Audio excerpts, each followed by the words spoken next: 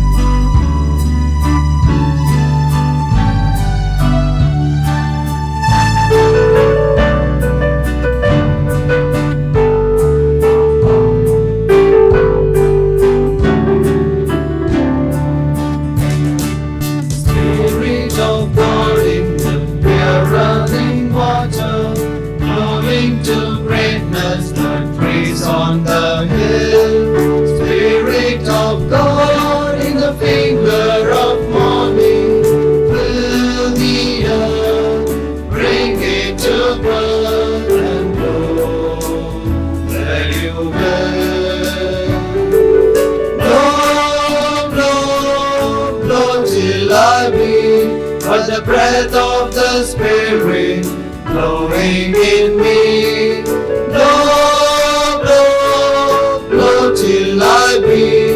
But the breath of the Spirit blowing in me.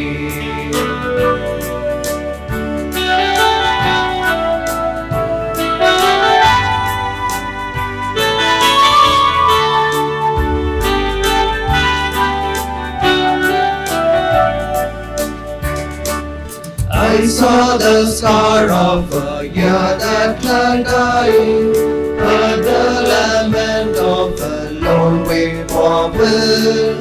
Spirit of God, see the clouds crying, fill the earth, break it to birth and blow where you will.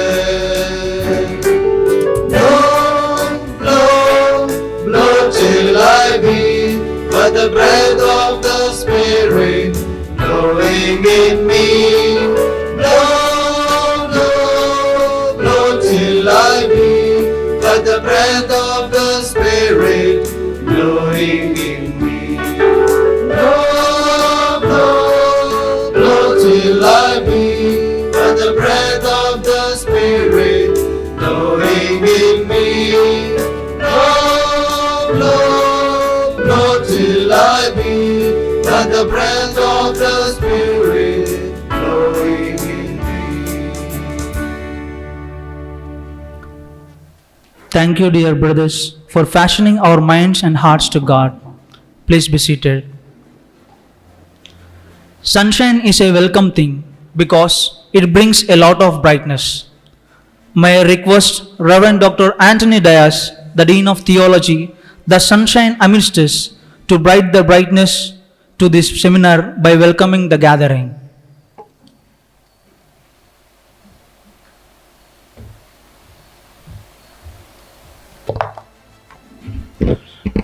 Good morning to you all.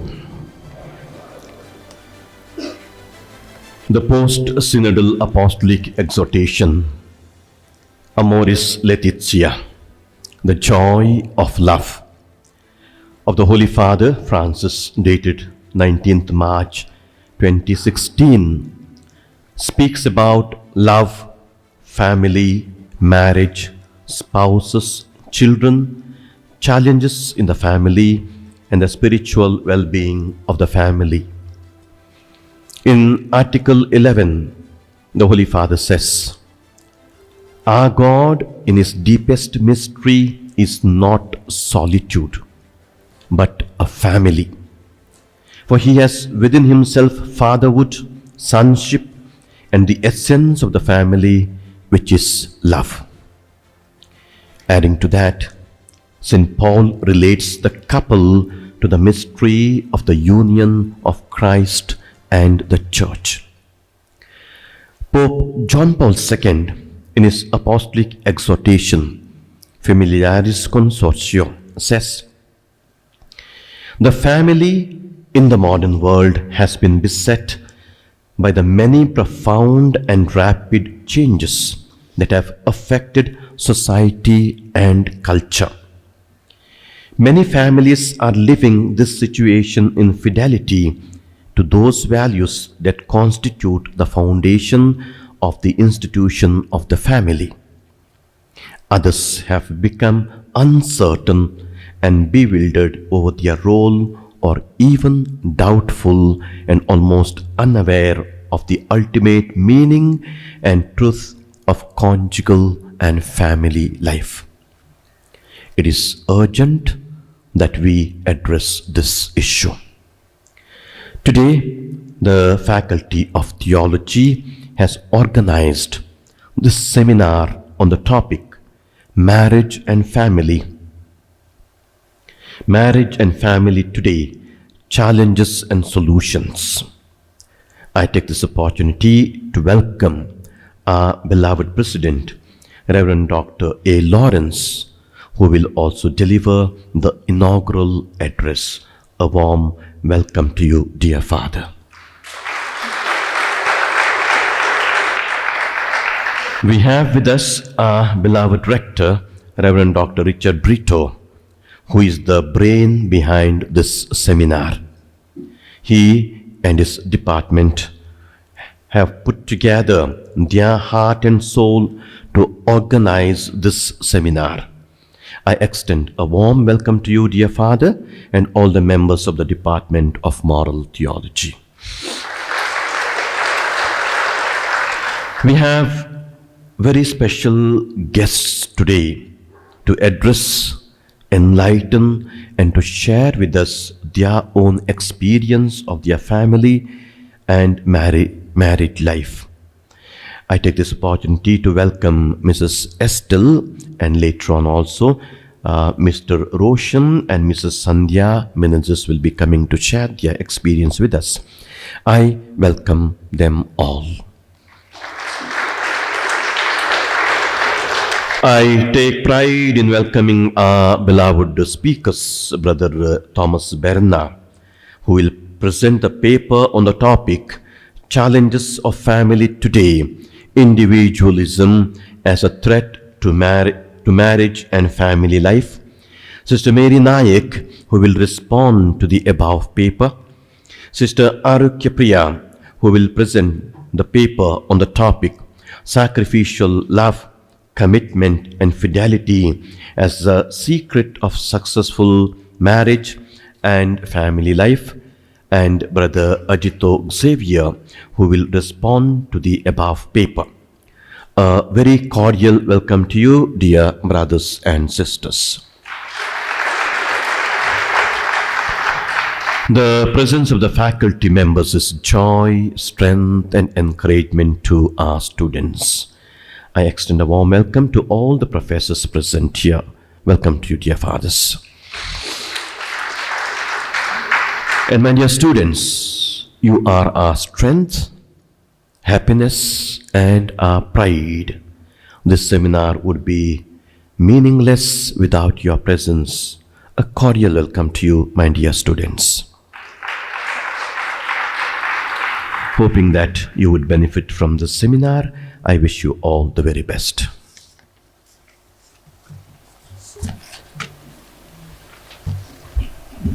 Thank you, dear Father, for your smile and words of welcome. Family is not an important thing, it is everything, says Michael J. Fox. Pope Francis says, protect your families, be sanctuaries of respect for life. These sayings directly stresses on the very fact of relevance. The topic of today's theological seminar is so applicable to any one of us because all of us are members of a family. Fulfilling the vision of Pope Francis, this theological seminar connects the dots with chock full of ideas. May I now request Reverend Dr. Anthony Lawrence, the President of St. Peter's Pontifical Institute, to deliver the inaugural address.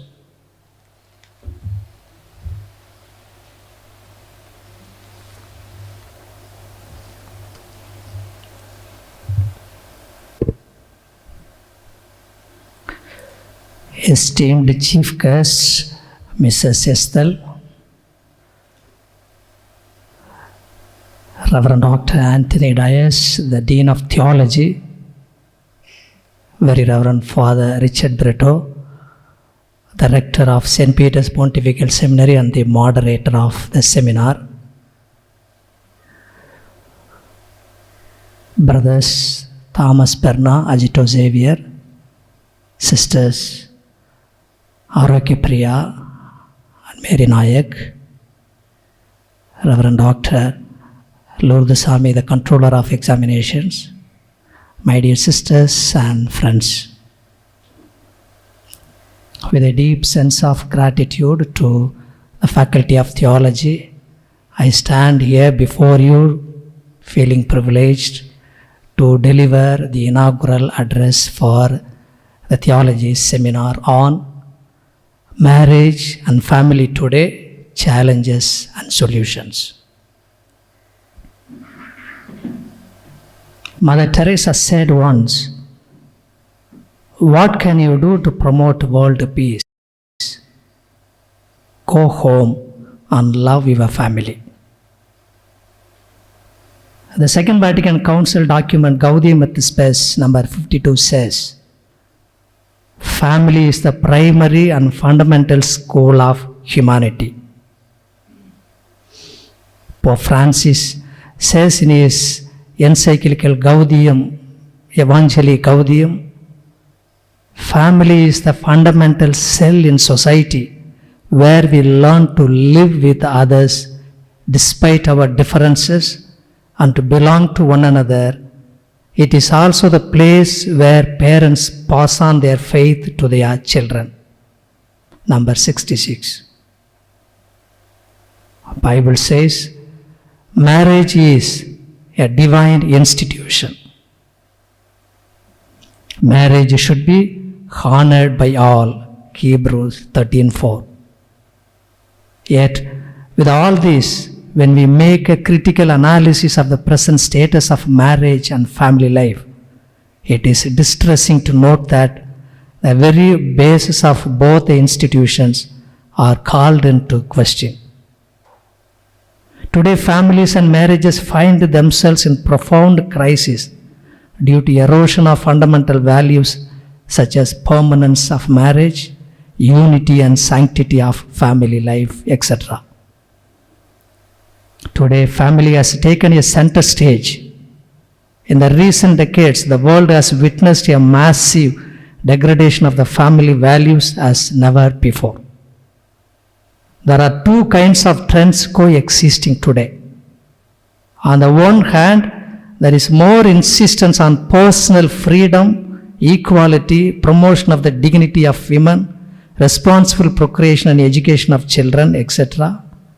On the other hand, family values are being questioned by radicals under the guise of real freedom and release from the outdated traditional society. Most families suffer from erosion of traditional values. They are attacked from every side. Attempts are made to destroy the very fabric of the families and so on. The following citation from Pope Francis in his recent audience with some offers us a bird's eye view of the challenges facing families today. Family is hit, that the family is knocked, and that the family is debased as a way of association. Can everything be called a family? How many families are divided? How many marriages are broken? How much relativism there is in the concept of the sacrament of marriage. At present, from a sociological point of view and from the point of view of human values as well as, in fact, of the Catholic sacrament, of the Christian sacrament, there is a crisis of the family, a crisis which it is hit from all sides and left very wounded. Loss of cultural continuity, the values of respect for life, filial piety towards parents, elders and ancestors, sense of community, etc. The values that were nourished and cherished by the Indian society for many centuries. Exaggerated individualism, spiritual desertification, that means deterioration of moral and religious values such as sacredness, stability, etc. And making religion a private affair, thus reducing the witness and mission of the Christian family. Increased rate of divorce, cohabitation having been legalized in India are all challenges faced by families today. A culture that marriage bond need not be permanent is also strongly evolving. The culture of temporary, that nothing is permanent, has made many people give up commitment on marriage and family. In the recent past, the Supreme Court of India had thrown its weight behind live-in relationships. It had observed, sadly, that if a man and a woman in love decide to live together as a couple without entering into marriage contract, it is well within their right to life, and this can by no means considered a criminal offense. Nevertheless, everything is not negative. We are not to be driven into despair. In the first place, what we do need absolutely is an awareness of the situations or the colonizations we find ourselves in, and courage and strength to say an emphatic no to them, causing great damage to these institutions, as Pope Francis would exhort us. I quote Pope Francis. Beware of the new ideological colonization that tries to destroy the family. It is not born of the dream that we have come from God and prayer. It comes from outside, and that is why I call it a colonization. Let us not lose the freedom to take forward the mission God has given us, the mission of the family. And just as our peoples were able to say in the past no to the period of colonization, as families we ought to be very wise and strong to say no to any attempted ideological colonization that could destroy the family. It is absolutely essential for us to emphasize marriage as the sacrament of covenant love between husband and wife, and the mirror of God's own covenant love for His people. Human family is the image of a Trinitarian family.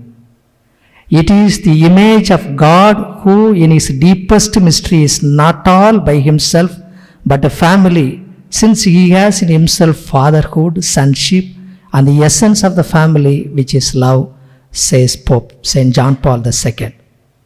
The Second Vatican Council, following St. John Chrysostom, called family a domestic church, a church in miniature. Pope St. John Paul II in his encyclical Familiaris Consortio number 36 states, parents are appointed by God Himself as the first and principal educators of their children, and their right is completely inalienable. Parents' teaching role is so decisive that scarcely anything can compensate for that failure. The family as a domestic church needs also to become a sign and sacrament of reign of God. It should become a community in which justice, equality and tranquility prevails. The same Pope goes on to affirm the family has the mission to guard, reveal, communicate, love, and so on. This is a living reflection of and a real sharing in God's love for humanity and the love of Christ the Lord for the church, His bride. Number 17, Familiaris Consortio. He also makes the point clearer in his letter to families. The universal church and every particular church in her is most immediately revealed as the bride of Christ in the domestic church and in its experience of love, conjugal love, parental and maternal love, fraternal love, the love of a community of persons and of generations. Could we even imagine human love without a bridegroom and the love with which he first loved to the end? The conversion of one member in a family could and should serve as a vehicle for the conversion of the other members in the same family. The conversion of Zacchaeus brought about the conversion of the whole family and brought salvation to the entire family. And so Jesus says, today's salvation has come to this house. Conversion of Cornelius had an impact on the whole family. The saving experience of the jailer in Acts indeed exerted influence on the entire family. Paul affirms the unbelieving husband is made holy through his wife, and the unbelieving wife is made holy through her husband. 1 Corinthians 7:14. The above instances from the Bible provide us with deep insights about the evangelizing role of every member of the family towards others in their own families.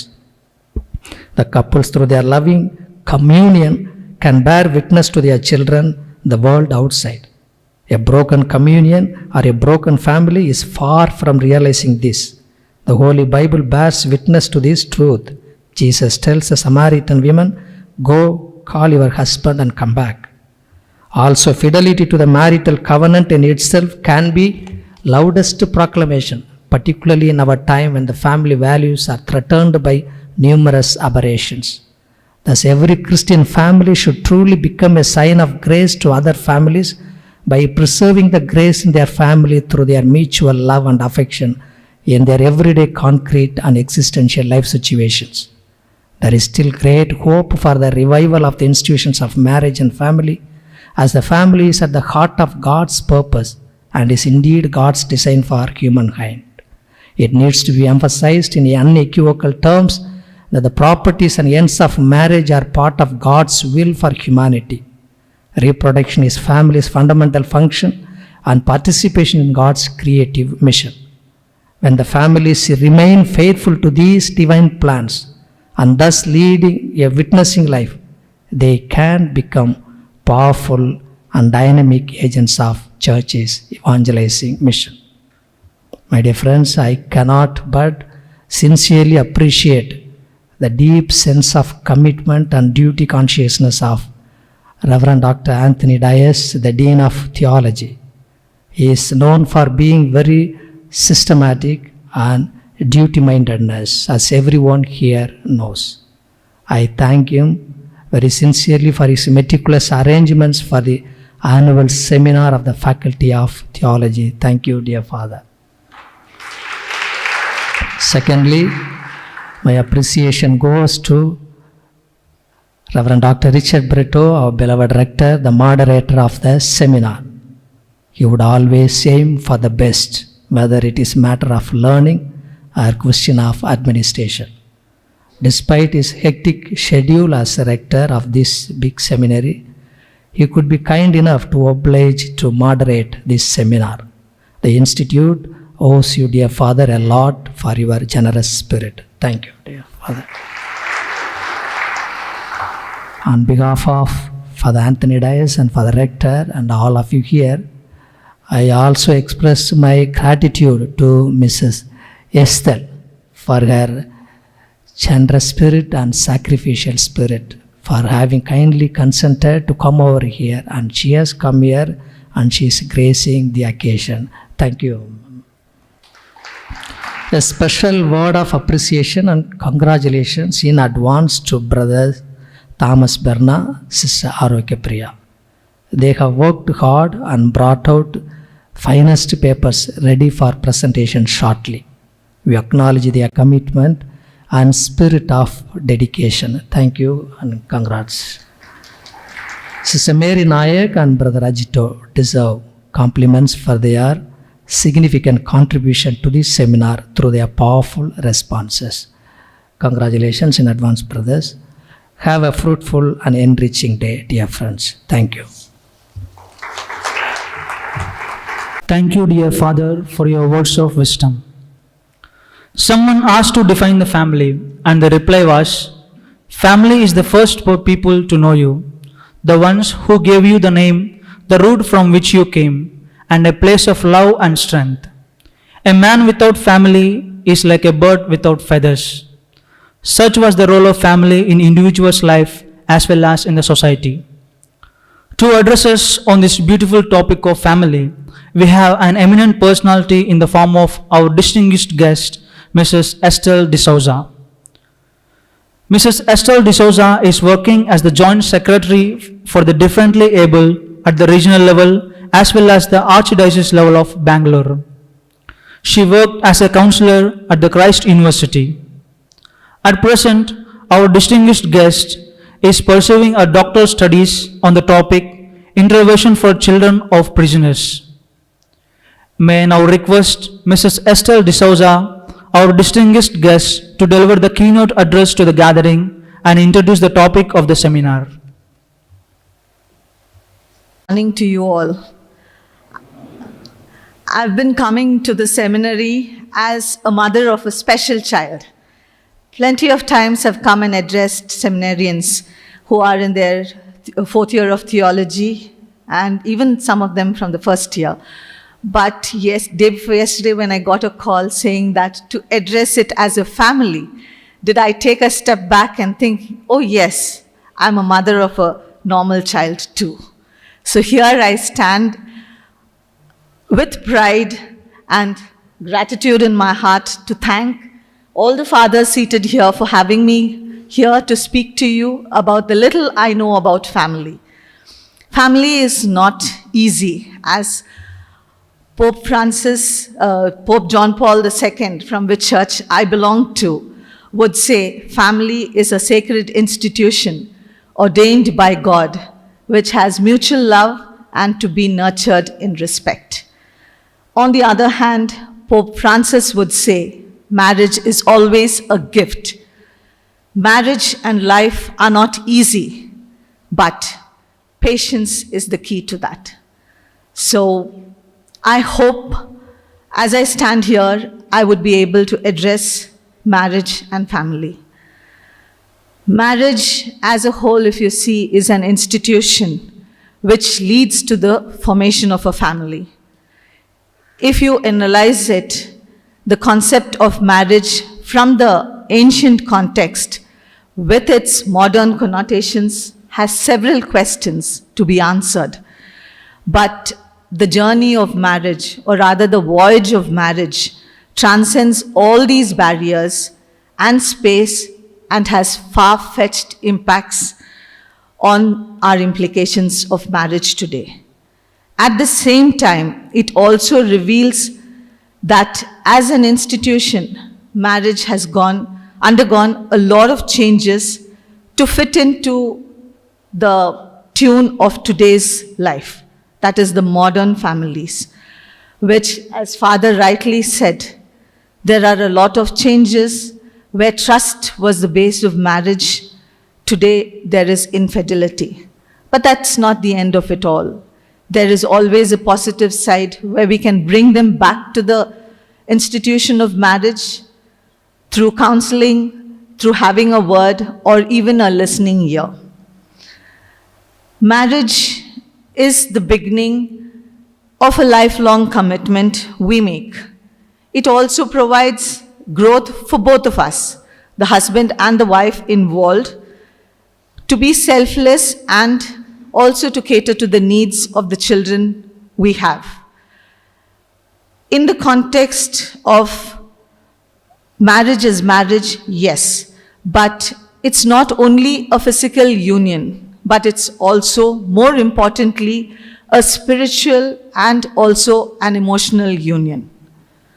Because emotional connect to the person we have, the spiritual connect with the God who brought us together, are the ones which bear fruits of having children. And once having children, to bring them up in the faith that we have to bring them up to be worthy to be called children of God.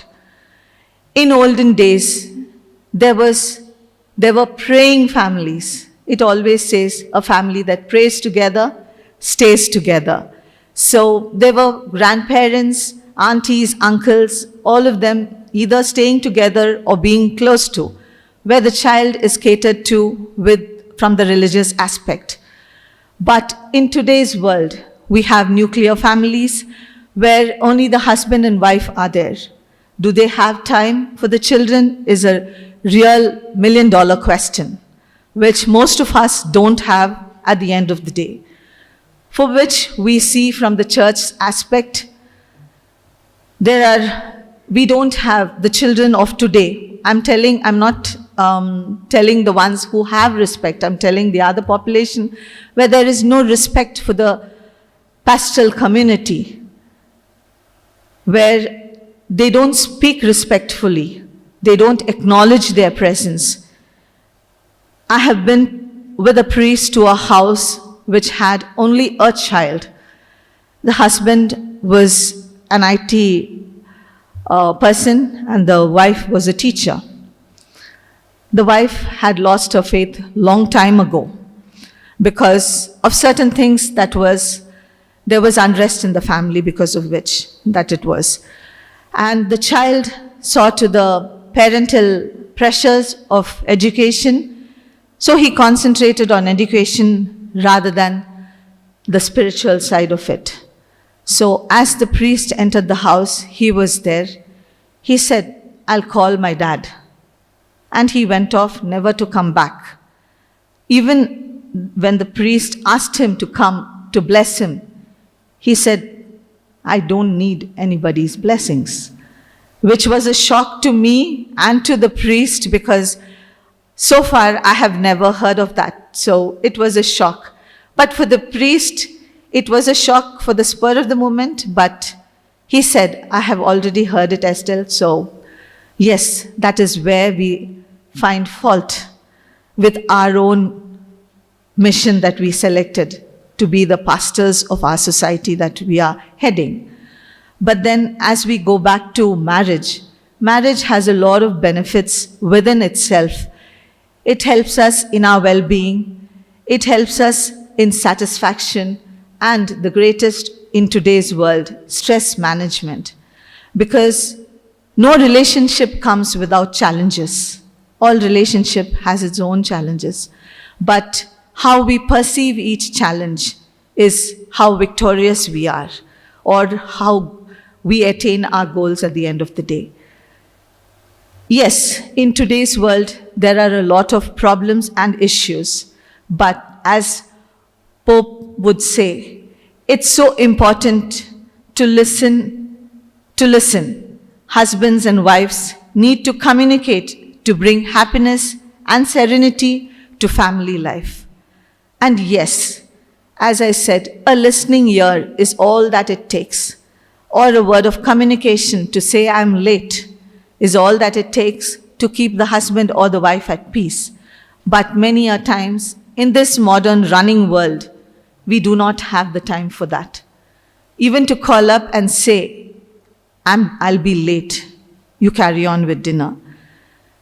So there starts the problems. Then we don't recognize our own gridlocks.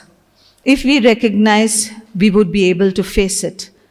But facing our faults, facing our challenges is where we bog down to pressures, and there starts problems in the family. If we express ourselves constructively, even if it is a negative thing, "I did not like what you did to me," rather than saying, "I hate what you say always," would make a difference in that communication. It would give him or her a hearing ear to listen to what the trouble was. So expressing ourselves, acknowledging each other's love for one another, and also understanding that marriage is not a competition where you make more money or I make more money. It is both of us, it is ours. When it is ours, then everything holds good.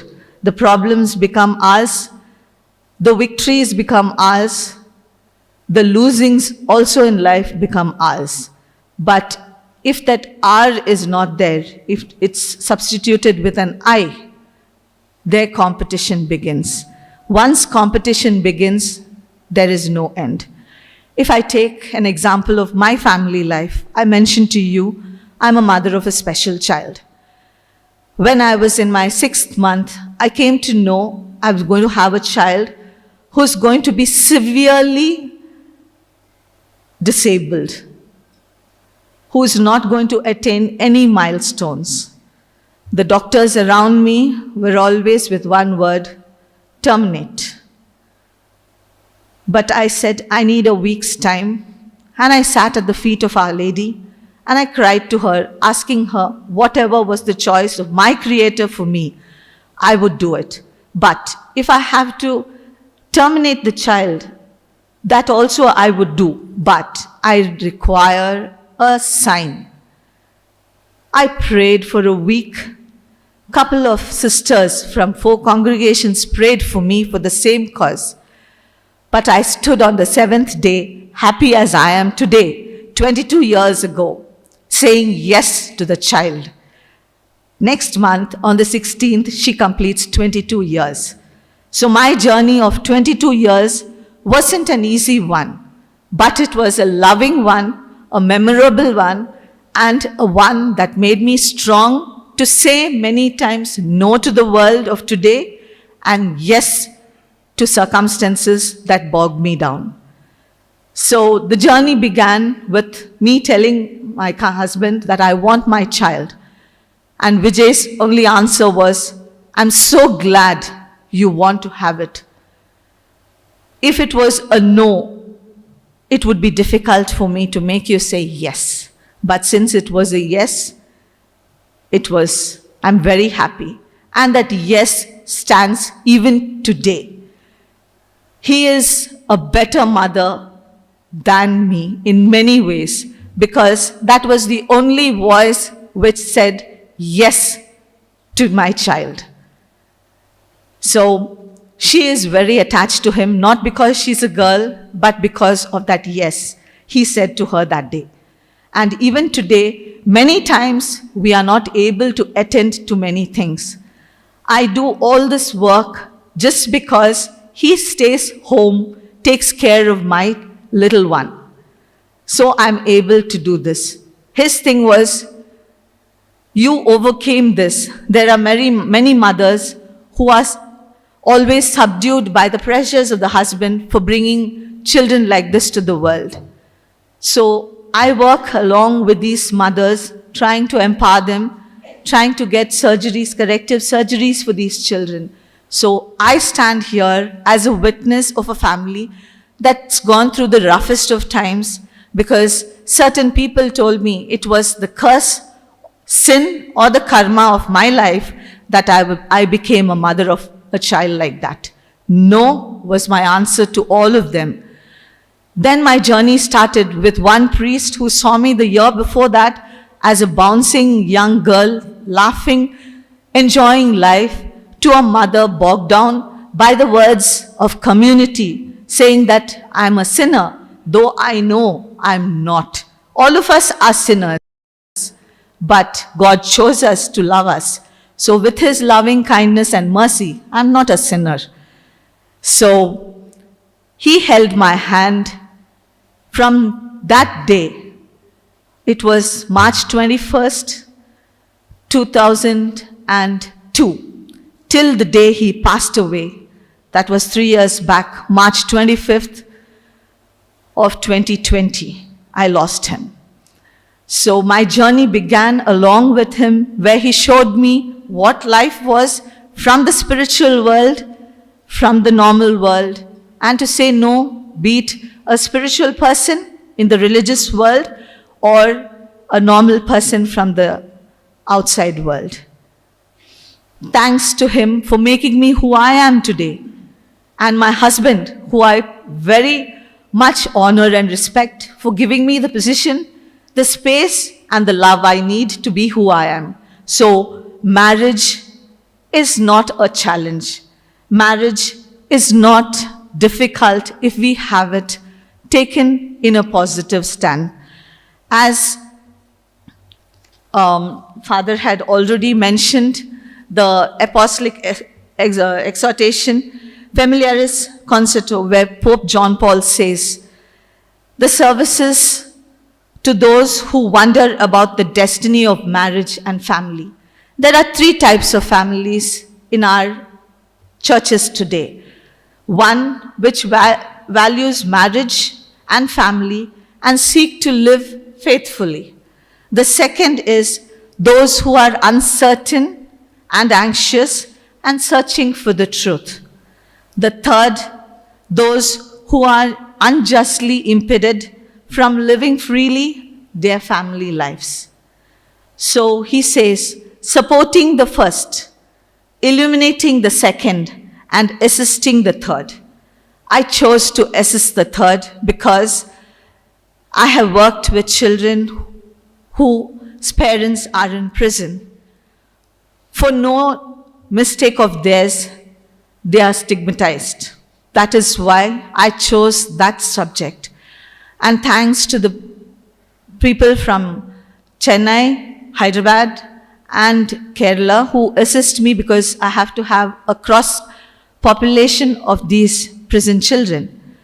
An intervention to intervene to their mental status as to how to deal with the criticisms of today and the burdens of yesterday, the name they carry as children of prisoners. And to conclude, I would always ask you all, tomorrow you all are members who are going to be taking up pastoral care. The church's pastoral response must be to involve helping and renewing the awareness of marriage as an irrevocable gift of God. Because that's a journey of reconciliation, which Pope says marital love is inseparable from marriage itself, in which fragile and limited human love meets divine love, which is always faithful and merciful. So as you all enter into pastoral lives, into pastoral care, my only request to you all is cater to the ones who really need them, who are shaky in faith and in their own mental well-being. Because if we only stand with them and they know there is somebody to hear me, there is a hand to hold me during my troubled times, there is nothing much more needed than that, than the words of a priest. The words of a priest always holds a lot of importance, as it did to my life, because his simple words of telling, if you are a sinner, Estelle, then I am too.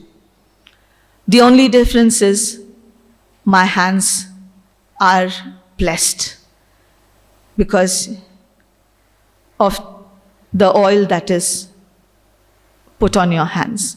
Yes, I chose family life, and I stand here proud and happy as a mother of children where sacrifices were made, but happy to say we have won many battles together. So I hope and pray to you all, be assured of our prayers for you, that you will be prayed for because you are most precious to us. You have chosen this path to become priests, and we always will be there with you all to assist you all in your difficult times, because at the end, we all are humans. All the best, dear brothers, and I hope I have done justice to the topic I have been given. And I hope there is a takeaway for you all. God bless you all. Have a wonderful day. Thank you. Truly an enriching keynote address. Thank you, Mrs. Estelle D'Souza, for verbalizing the importance of family and marriage, adding your own personal experience to it. Dear friends, it's time to be more attentive.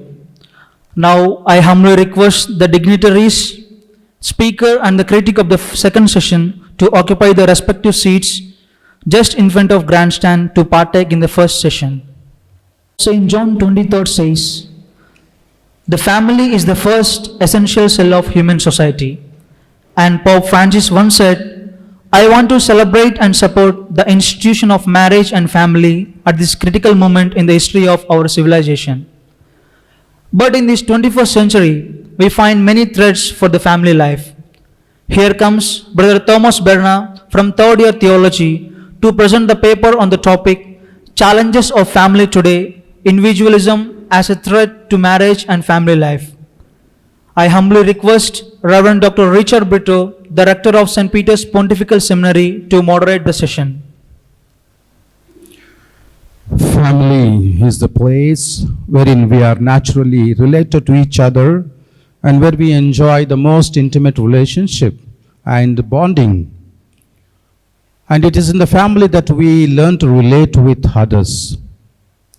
And therefore, as Pope Francis says, creating cells for oneself and building walls for oneself and living individualistic life is the greatest threat to the family life. And family life has not just a kind of interpersonal relationship, but rather that sacred, intimate relationship beginning with marital union of the couple, and the same relationship is shared with the children. And therefore being related is what actually makes that bonding truly God-willed. Here comes Brother Thomas Berna to enlighten us on the topic how the individuality becomes a threat to family life as well as a kind of hindrance in marriage through the topic given to him, Challenges of Family Today, Individualism as the Threat to Marriage and Family Life. So welcome dear Father Thomas Berna and all the best.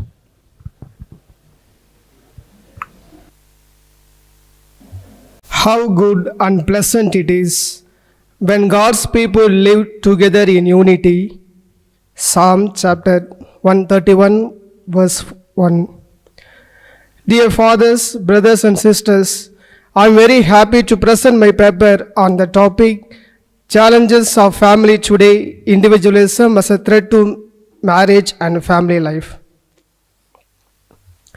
A family can be identified as a small or large social group which is made up of parents, spouse, children, and other relatives. Marriage is closely linked to the family. It is legal but also a social institute. In marriage, two individual people, a male and female, commit themselves to each other to live together and share their common interests, hobbies, etc. and they become one. However, today, family and marriage are threatened by various phenomena that can be from the external as well as the internal environment of the family. In today's world, individualism is the basic ground for all the family problems. The main aim of this seminar paper is to highlight the real essence of the marriage and the family in the light of scripture and church document and enumerate individualism as a threat to family life. In the Oxford Dictionary, family is a group consists of one or two parents and their children, while the New Encyclopedia Britannica defines family as a group of persons united by ties of marriage and parenthood or adoption and consisting of a man, a woman, and their socially recognized children and called an elementary family. This unit was widely held until recently to be the most basic and universal form of social organization. The Catechism of the Catholic Church teaches that the family springs forth from marriage. Marriage is the foundation of every family society. The family considered by the Church as a vital cell of the whole society and thus of the Church. Therefore, it is also called domestic church. The biblical roots of marriage in Old Testament, according to the sacred scripture, God instituted marriage as the pinnacle of creation. On the sixth day in the first creation story, the book of Genesis tells us, God created man in his image, in the divine image he created him, male and female he created them. God blessed them and saying, be fertile and multiply, fill the earth and subdue it. Genesis chapter 1 verses 27 to 28. In the second creation story, God says that it is not good for a man to be alone.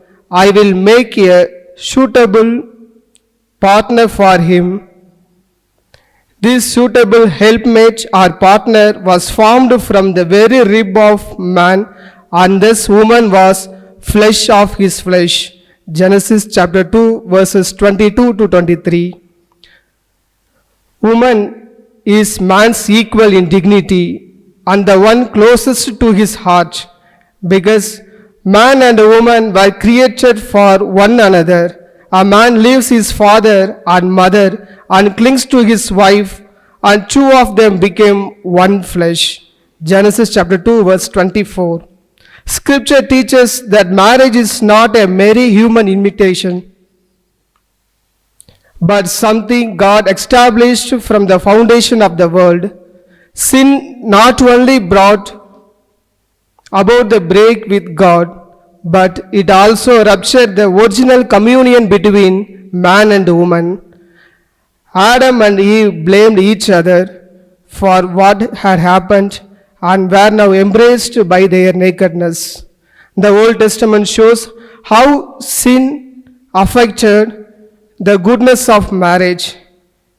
There was the polygamy of the patriarchs and kings.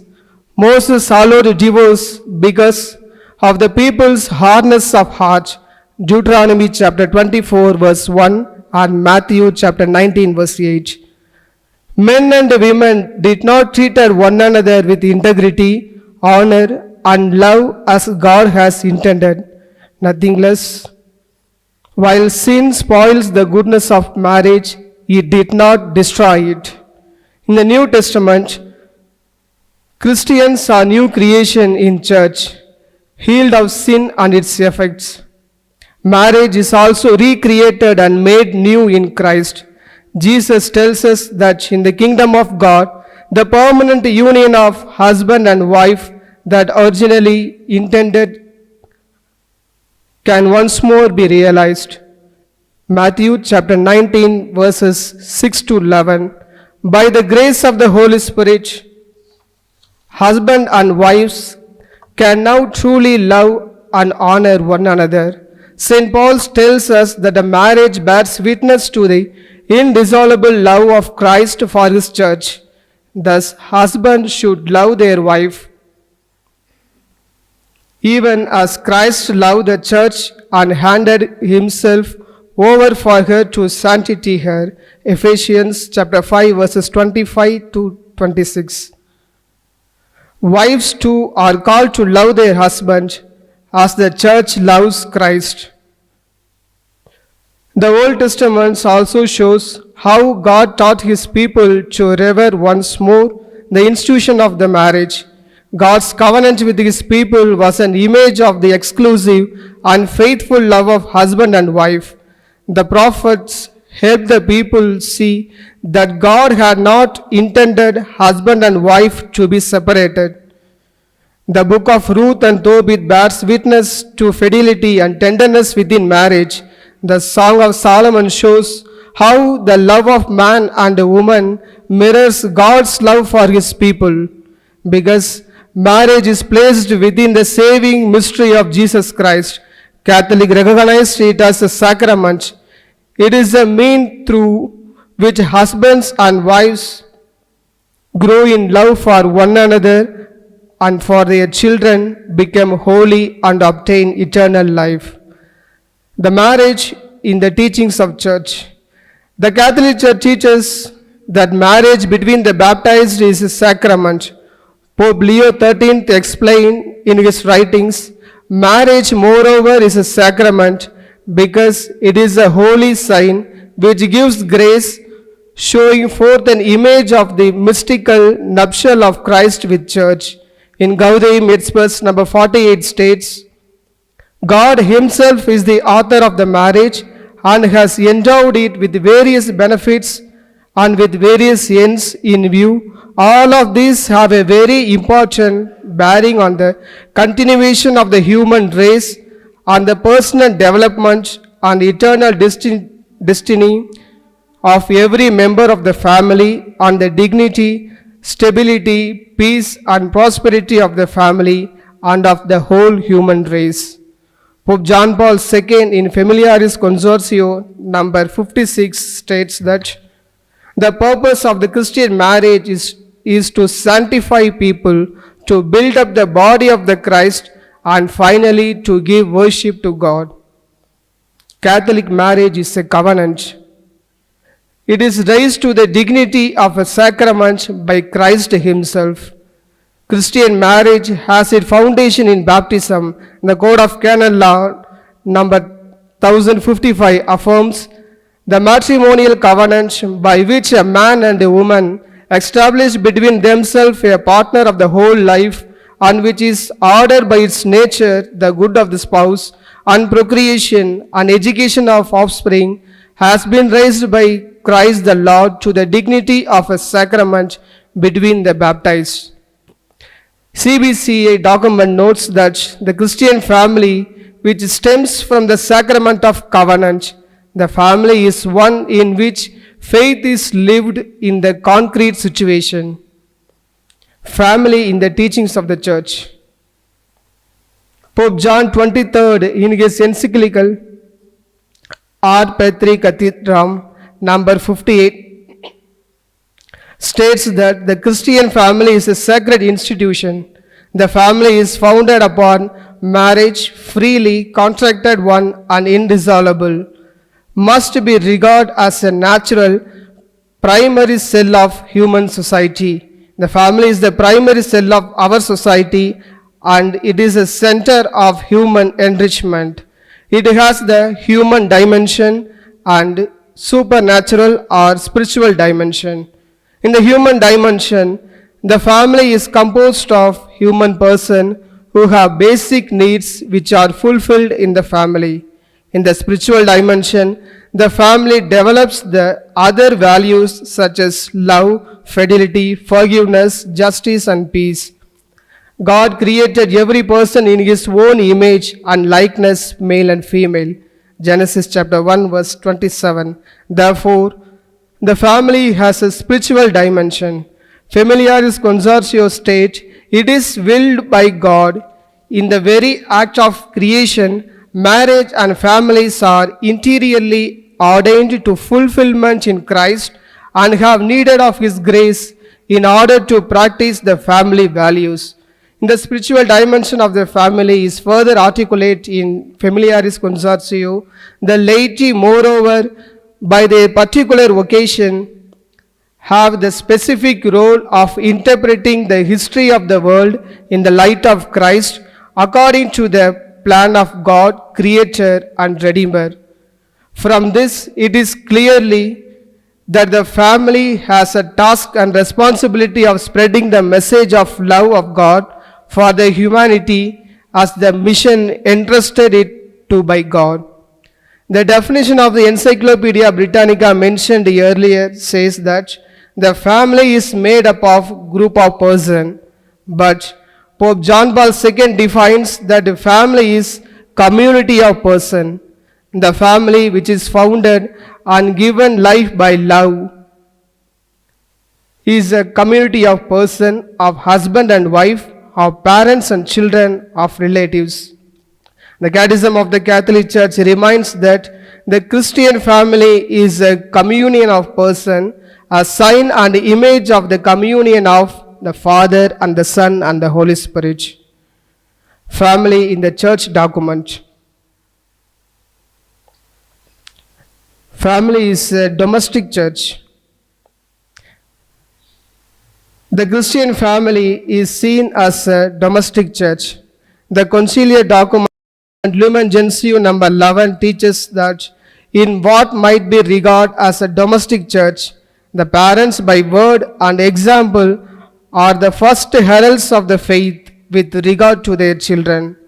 The decree on the apostolate of lay people number 14 says that The mission of being the primary vital cell of society has been given to the family by God Himself. The document clearly points out the mission towards the church and society. The family has the responsibility of educating its member in faith and moral, justice among the family members, and justice towards one another is one of the most important moral values to be practiced by the members of the family in day-to-day life. One of the documents of CBCI on the role of Christian family in modern world states that the family being the first cell of the church and society, it is the ideal and congenial place of initial evangelization and catechesis. The primary agent of education is social justice and the first seminary of priestly vocation.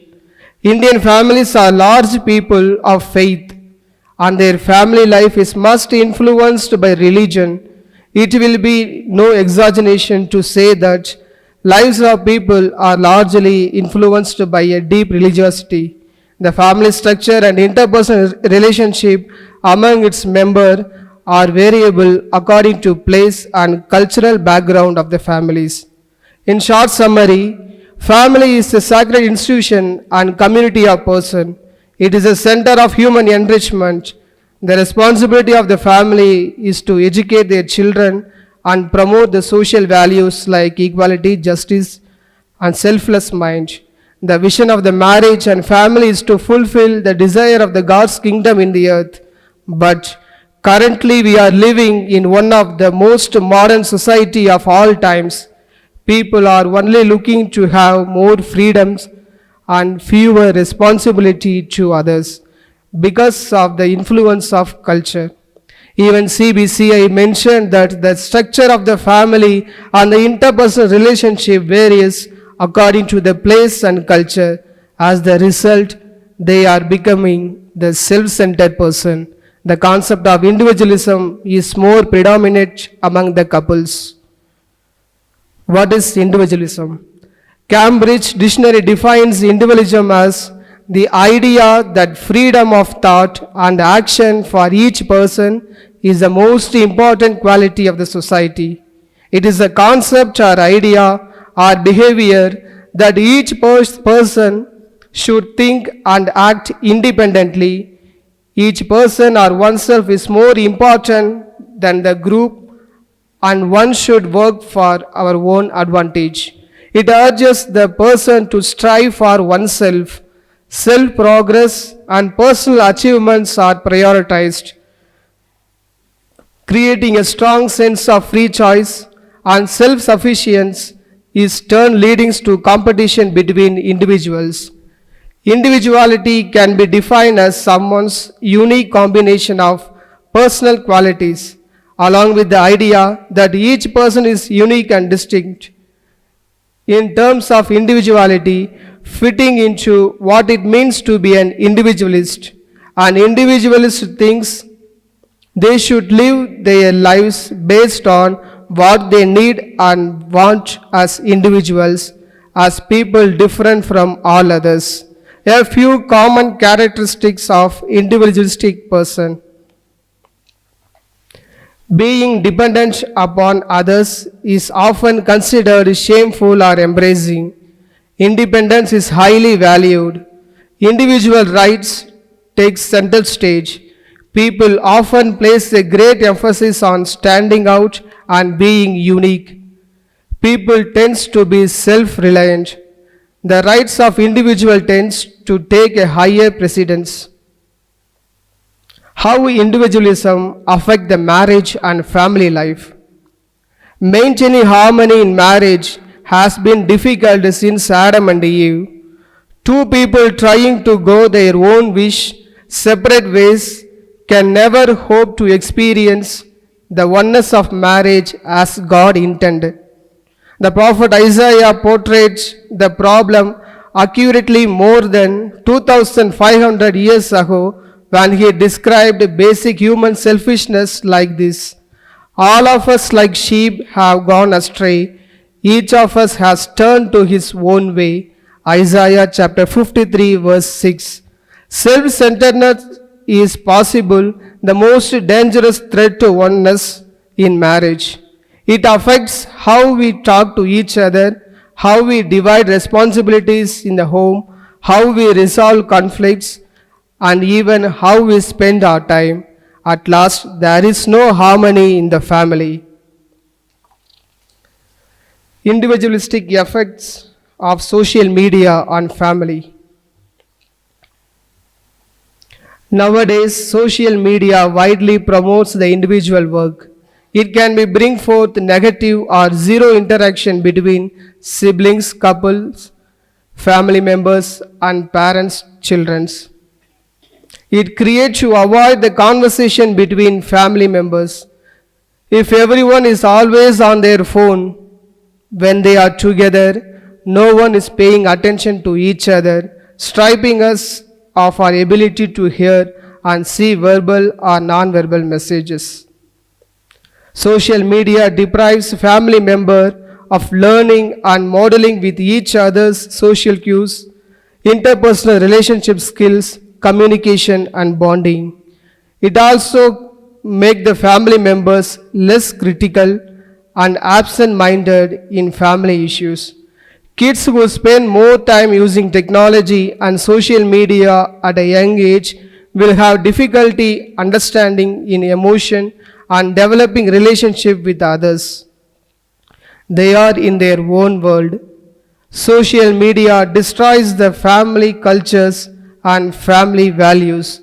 It can lead to the decrease in quality time and relationship satisfaction. Individualism versus children emotion. Individualistic parents may influence their children in several ways. On the positive side, children may learn the importance of personal autonomy. However, there are potential negative effects as well. Number first, emotional distance.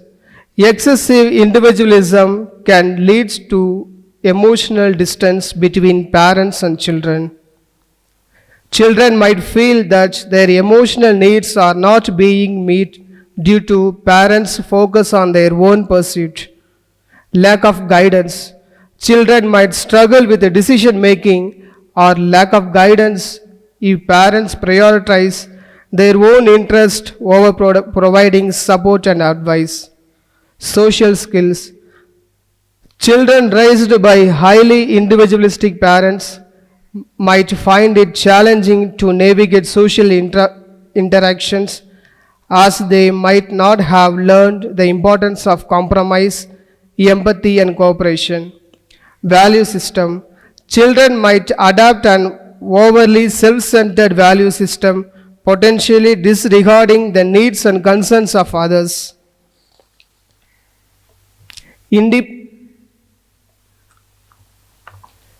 Interdependence. Overemphasizing individualism might hinder the children's ability to understand and appreciate interdependence, which is crucially for healthy relationship and community engagement. It is important for parents to strike a balance between fostering individualism and providing emotional support, guidance, and a sense of belonging to ensure their children in their emotional development. Individualism versus divorce. Individualistic tendency can sometimes contribute to divorce in the following ways. Prioritizing personal needs. A strong focus on personal needs and desires might lead individuals to prioritize their own happiness over the needs of their spouse or the marriage as a whole. This can create a sense of emotional distance and neglect within the relationship. Communication breakdown. Individuals who emphasize their own independence might struggle to communicate effectively or compromise in their relationship. This breakdown in communication can lead to misunderstanding and unresolved conflicts, which can ultimately erode the foundation of the marriage.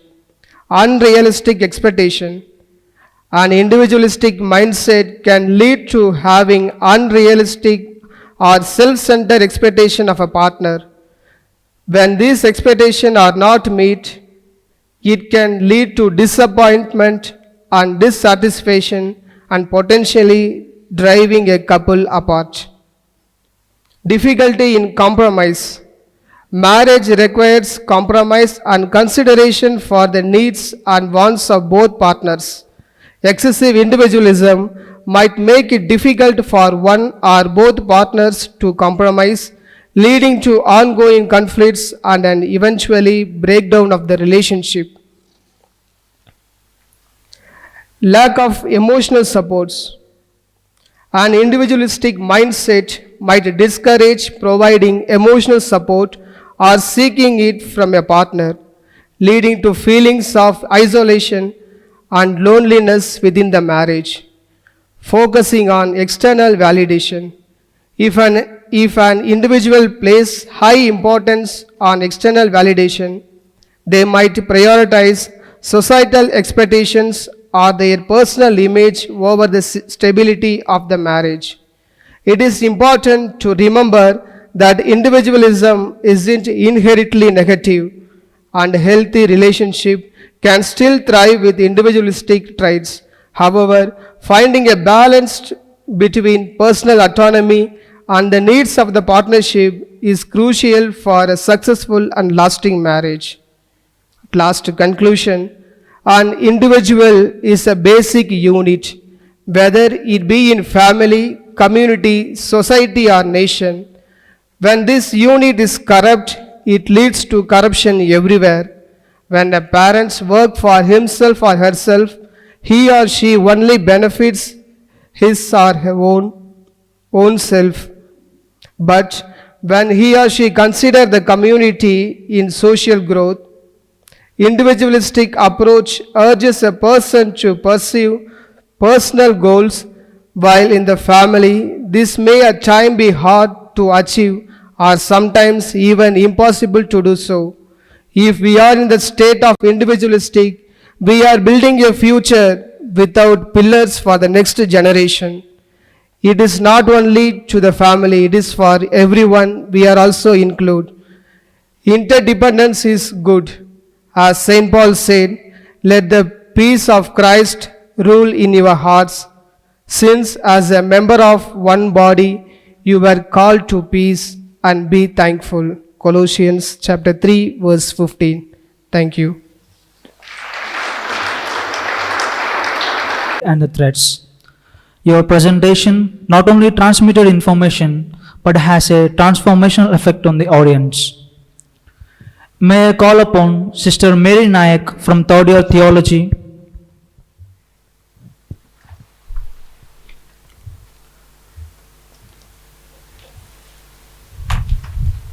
Hereby he has successfully presented in his paper the meaning of family as well as the meaning of married life.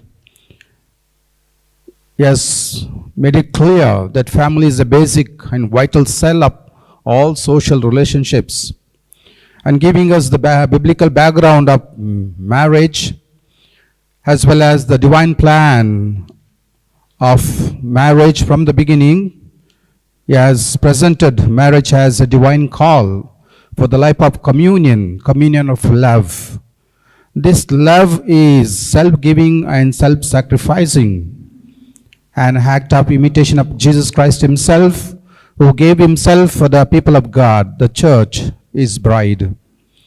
Presenting the teachings of the church on marriage and family, he has enumerated the sanctity of marriage and the dignity of family life, calling family as a sacred institution and a community of persons and communion of persons.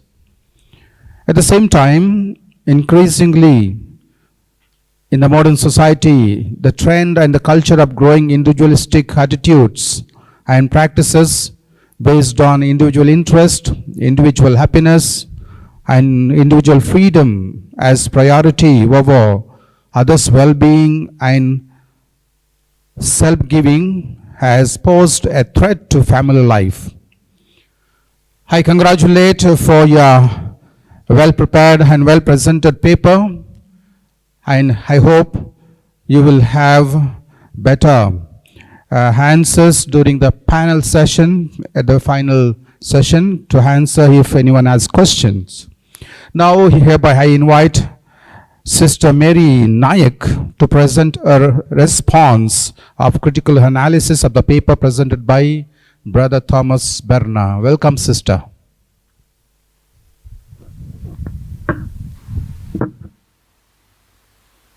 And family. Marriage is the icon of God's love for us. Indeed, God is also communion. The three persons of Father, the Son, and the Holy Spirit live eternally in perfect unity. God's grace enables between spouses the unity, and each one must set aside all illusions and accept the other as he or she actually is, says Pope Francis in The Joy of Love.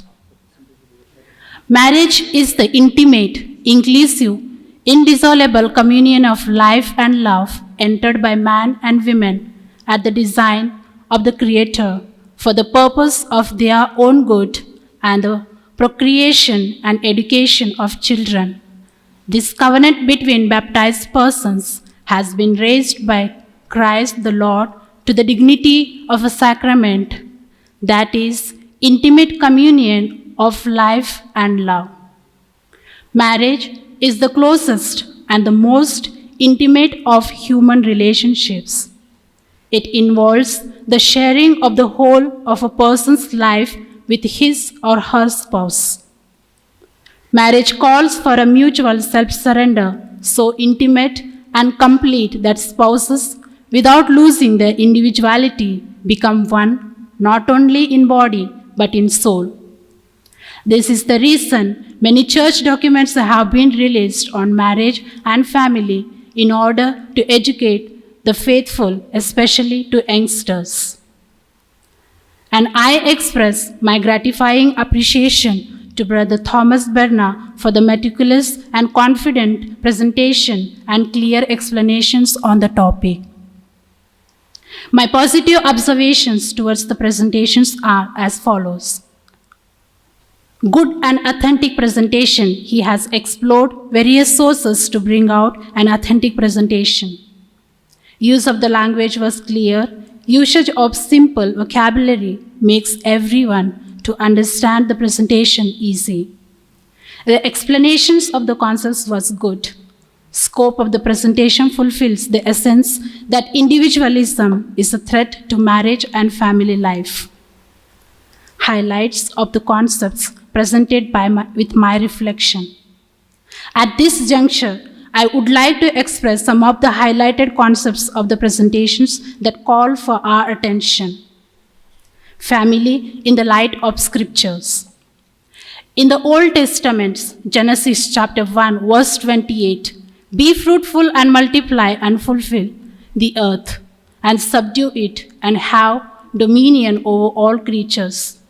And Genesis chapter 2, verse 18, it is not good that the man should be alone. I will make him a helper as his partner. These verses set forth the biblical pattern that marriage was instituted by God at the beginning. One man is united to one woman in matrimony, and the two form one new natural family. In the Old Testament, the marriage of Christians is a sacrament by virtue of the spouses' baptisms. In other words, marriage is the living sign that truly communicates the love of Christ and the Church. The spouses' vows lived out in their daily commitment and most specifically in other one flesh union constitutes this living sign. As St. Paul says, for this reason, a man shall leave his father and mother and joined to his wife, and the two shall become one flesh. This is a great mystery, and I mean that in reference to Christ and the Church, Ephesians 5:31-32. Family in the light of church documents. Pope John XXIII, in his encyclical Ad Patri Cathedram, says, family is a primary cell of our society and a center of human enrichment. It has a human dimension and spiritual dimension. In the human dimension, family is composed of human persons who have basic needs which are fulfilled in the family. Familiaris Consortio states, marriage is willed by God in the very act of creation. Marriage and the families are interiorly ordained to fulfillment in Christ and have need of His grace in order to practice the family values. Individualism. Individualism is putting your own interests over those of others. I come first and everyone else comes second.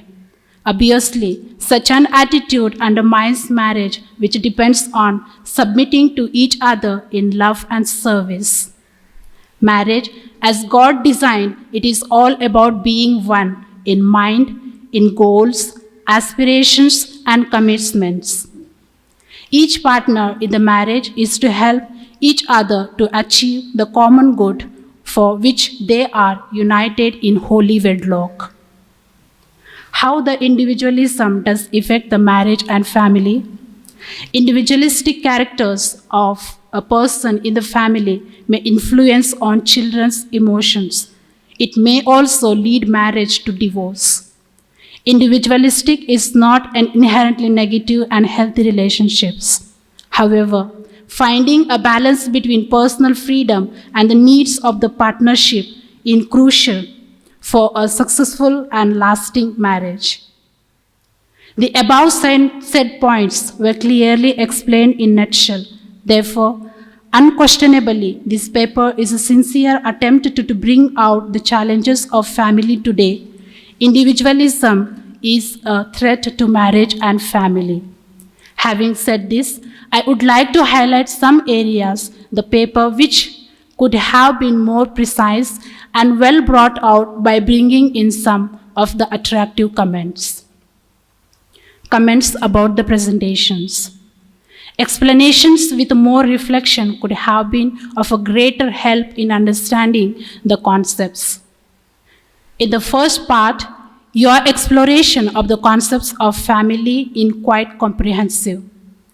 You have defined family according to both the Oxford Dictionary and New Encyclopedia Britannica, highlighting the role of parents, children, marriage, and parenthood. Drawing from Catechism of the Catholic Church, you have emphasized the connection between family and marriage. It's great that you have also introduced the new term domestic church, reflecting the significance of the family within the broader context of society and the church. To enhance this section, you could have delved deeper into the historical evolution concept of family, various cultural definitions of family, and perhaps touched on the changing dynamics of family structures in modern times. Additionally, discussing the importance of family in transmitting values and tradition would add depth to your paper. In the second part of the paper, you have very well brought out the basic threat of a marriage and family life is individualism and the effects of the individualistic characters on families, mentioning that media is one of the cause for individualism and its pros and cons. In order to give more weight to your paper, I feel if you could have dealt on some of the internal and external reasons of individualism, as the post-synodal apostolic exhortation, Amoris Laetitia, states that certain attitudes that express the love and encourage the family life in Article 137 to 140, that is, listening patiently and attentively to the other partner, developing the habit of giving real importance to the other partner, keep an open mind, show affection and concern to the other partner, never downplay the person. And finally, you could have discussed some practical recommendations for individuals and families to navigate the challenges of individualism while fostering healthy relationships and a sense of responsibility towards the community. To conclude, marriage is a unique communion of persons, and it is on the basis of this communion that the family is called to become a community of persons. And what they express in the consent is essential to the common good of the spouses, and they indicate that ought to be common good for the future family. But currently, we are living in one of the most individualistic society of all times. People are only looking to have more individual freedoms and fewer responsibility toward others. Marriage rates are dropping. The divorce rates are rising. Furthermore, the fertility rate and the birth rate are in decline. The individualistic frame of mind could hold back some people from marrying in the first place. Therefore, it's a kind suggestion for most couples who do tie knot. Marriage is not individualistic. It still means combining two lives into one interdependent partnership. Thank you. Mr. Mary Nayak, for your clear and factual analysis of the paper. It has certainly triggered new enriching ideas. And I owe my special thanks to Reverend Dr. Richard Brito, Director of St. Peter's Pontifical Seminary, for moderating the session. The beautiful thing God made, so the Bible tells us, was the family. He created man and woman and gave them everything. He entrusted world to them. Pope Francis continues saying about the marriage, this is what marriage is all about. Man and women walking together, wherein the husband helps his wife to become ever more a woman, and wherein the woman has the task of helping her husband to become ever more a man. He suggests that marriage life has to be renewed each day because love is not easy. Here comes Sister Arokya Priya from third year theology to chisel the beauty of the sacrificial love by presenting the paper on the topic Sacrificial Love, Commitment and Fidelity as the Secret of Successful Marriage and Family Life. May I request Reverend Father Vincent Montero to moderate the session. We heard the first session of today. There are challenges. There are difficulties. All of us are aware of it. But still, we continue to live in a family. It is said, when the lock is manufactured by manufacturer, key is manufactured along with it. No lock is created without a key. There are solutions for every problems, answers for every challenges. It is better to light a candle instead of cursing the darkness. It's our duty to see, do we have hope in this dismal picture of family life today? There are problems, there are challenges, but there are answers too. So here comes Reverend Sister Arokya Priya of third year theology with her own views, browsing through the scriptures, documents and books to see, is there a hope? Welcome, dear sister. Thanks to one and all present here. Now I am here to present my paper as a solution to the problems in the marriage life on the topic Sacrificial Love, Commitment and Fidelity as a Secret of Successful Marriage and Family Life. I would use the following abbreviations during my presentation. CCC for Catechism of the Catholic Church, CC for Casti Connubii, GS for Gaudium et Spes, FC for Familiaris Consortio, and AL for Amoris Laetitia. Introduction. Christian marriage as a sacrament unites a man and woman to make a new family and grants them the grace to become a domestic church and to produce a new life for society. The family, by the eternal bond of the marriage, is a lifelong relationship. This is expressed in the words of consent, that is, I take you to be my spouse. I promise to be faithful to you in good times and in bad, in sickness and in health, to love you and to honor you all the days of my life. These words of consent are the indispensable element that makes the marriage. CCC 1627. Pope Francis further adds that the exchange of consent cannot be reduced to the present. They involve a totality that includes the future until death do us part. AL 214. Sustaining the eternal bond of the marriage is to live the consent. Living this consent leads to the success of marriage. This paper is an attempt to present the essential elements for the successful marriage. The first element for the success of marriage is sacrificial love, which will be explored in detail from the scripture and the teachings of the church.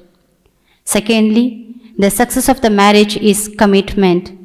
It will be explored how commitment expresses the mutual trust and love throughout the life of the couple.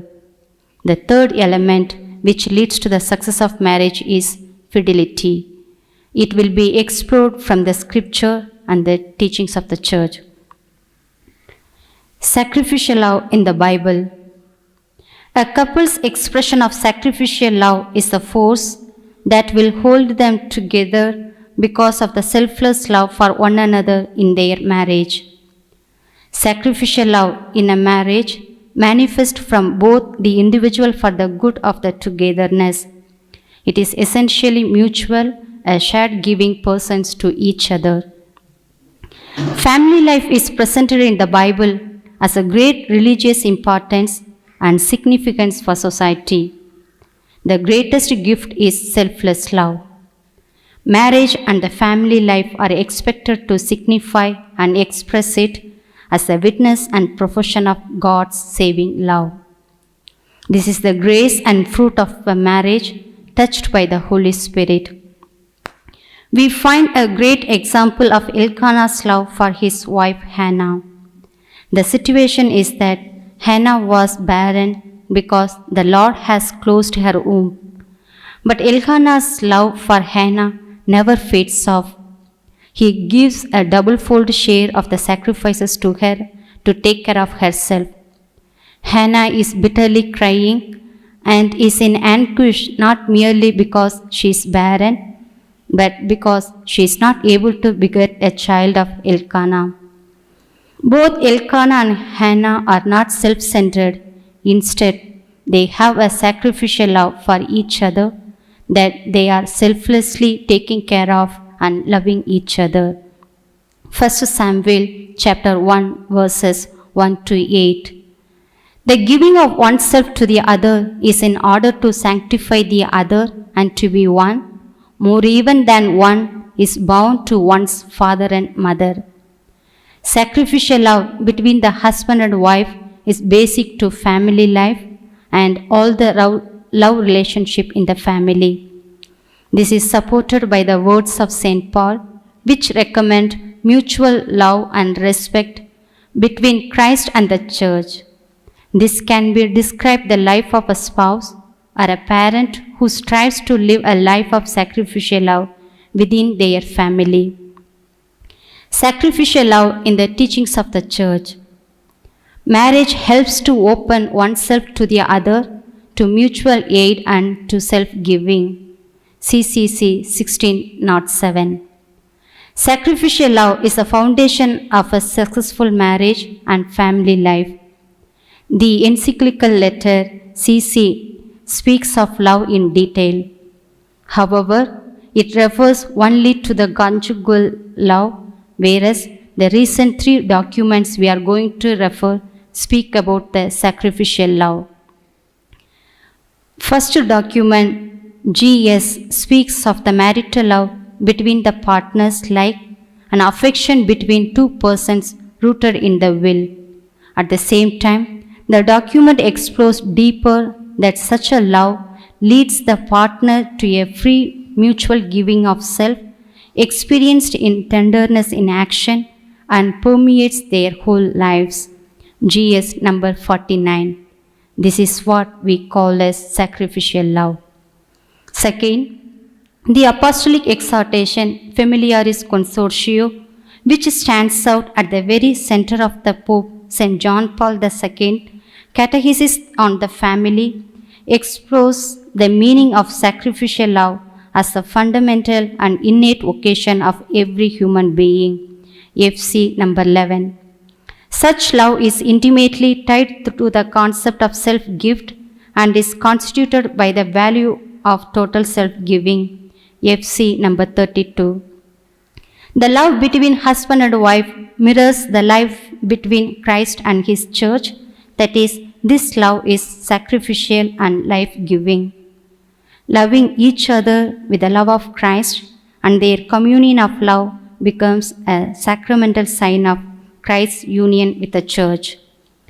Finally, the recent post-synodal apostolic exhortation, Amoris Laetitia, the joy of love, presents the family of Nazareth as a model for the sacrificial love. This family continues to illumine every family to face the challenges of life. Looking at it very positively, every family, despite its weakness, can become a light in the darkness of the world.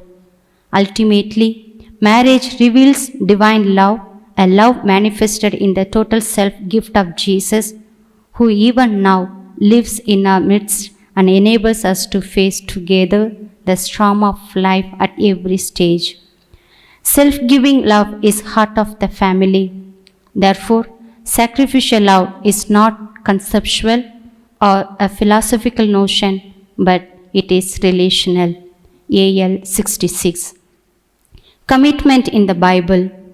From New Testament as a model for all families, the Holy Family shows us how to love each other, commit to each other, bear each other's burden, and always forgive each other. As the earthly parents of the child Jesus, Mary and Joseph provide the perfect couple and parenting models. Their commitment towards their family life exemplifies the spirit of love for Christ that guided their lives. Husband and wives today would do well to imitate the honor, love, and devotion that Mary and Joseph had for their family, as well as their wholehearted trust in obedience in God. The relationship of marital commitment itself is seen as holy. The couple's joint commitment to conduct their marriage is based on God's design and sovereign plan. Marriage represents a serious commitment that should not be entered into lightly or unadvisedly.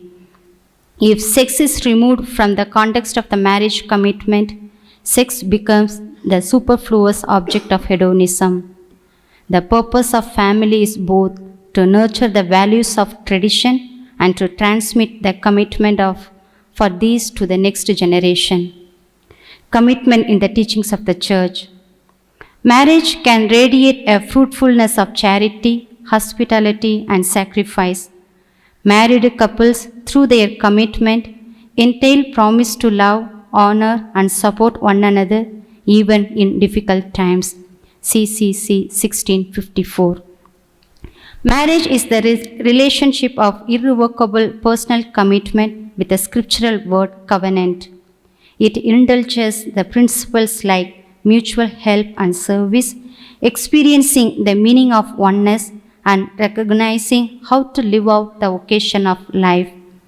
In the apostolic exhortation, Familiaris Consortio, St. John Paul II speaks that the family is also a community of life in the way it exists and grows day by day. The members of the families are meant to communicate everything with one another, to be open in all circumstances, to trust undoubtedly, to share with love, to give without expectation. FC 15. In this sense, the commitment is the fundamental task of marriage, and family is to be at the service of life. FC number 28.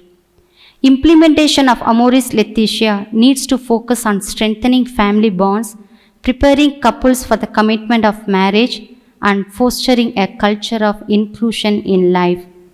Marriage is a lifelong commitment and an ongoing project that requires husband and wife to strive together to live their vows more perfectly in order to find success in their marriage life. The public commitment made in marriage is necessary for a free and faithful bond. Committed families make God's love present to the world in countless ways. Marital fidelity in the Bible. Since sex and procreation are ordained by God, proper use of these is a demand of God. Infidelity in marriage is therefore not only an offense against justice, but also an offense against God. This is illustrated in the case of Joseph in the Old Testament, who had his wife Asenath and their two sons Manasseh and Ephraim. Genesis chapter 41, verses 50 to 52. He was a good family man and a faithful husband. His fidelity was tested by the Egyptian Potiphar's wife. Still, Joseph did not give in to the temptation. His assessment of the situation is very enlightening.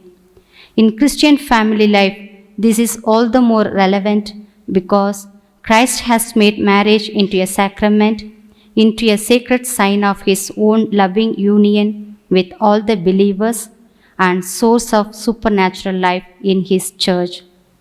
Another prominent figure for fidelity in marriage and family life is Tobias.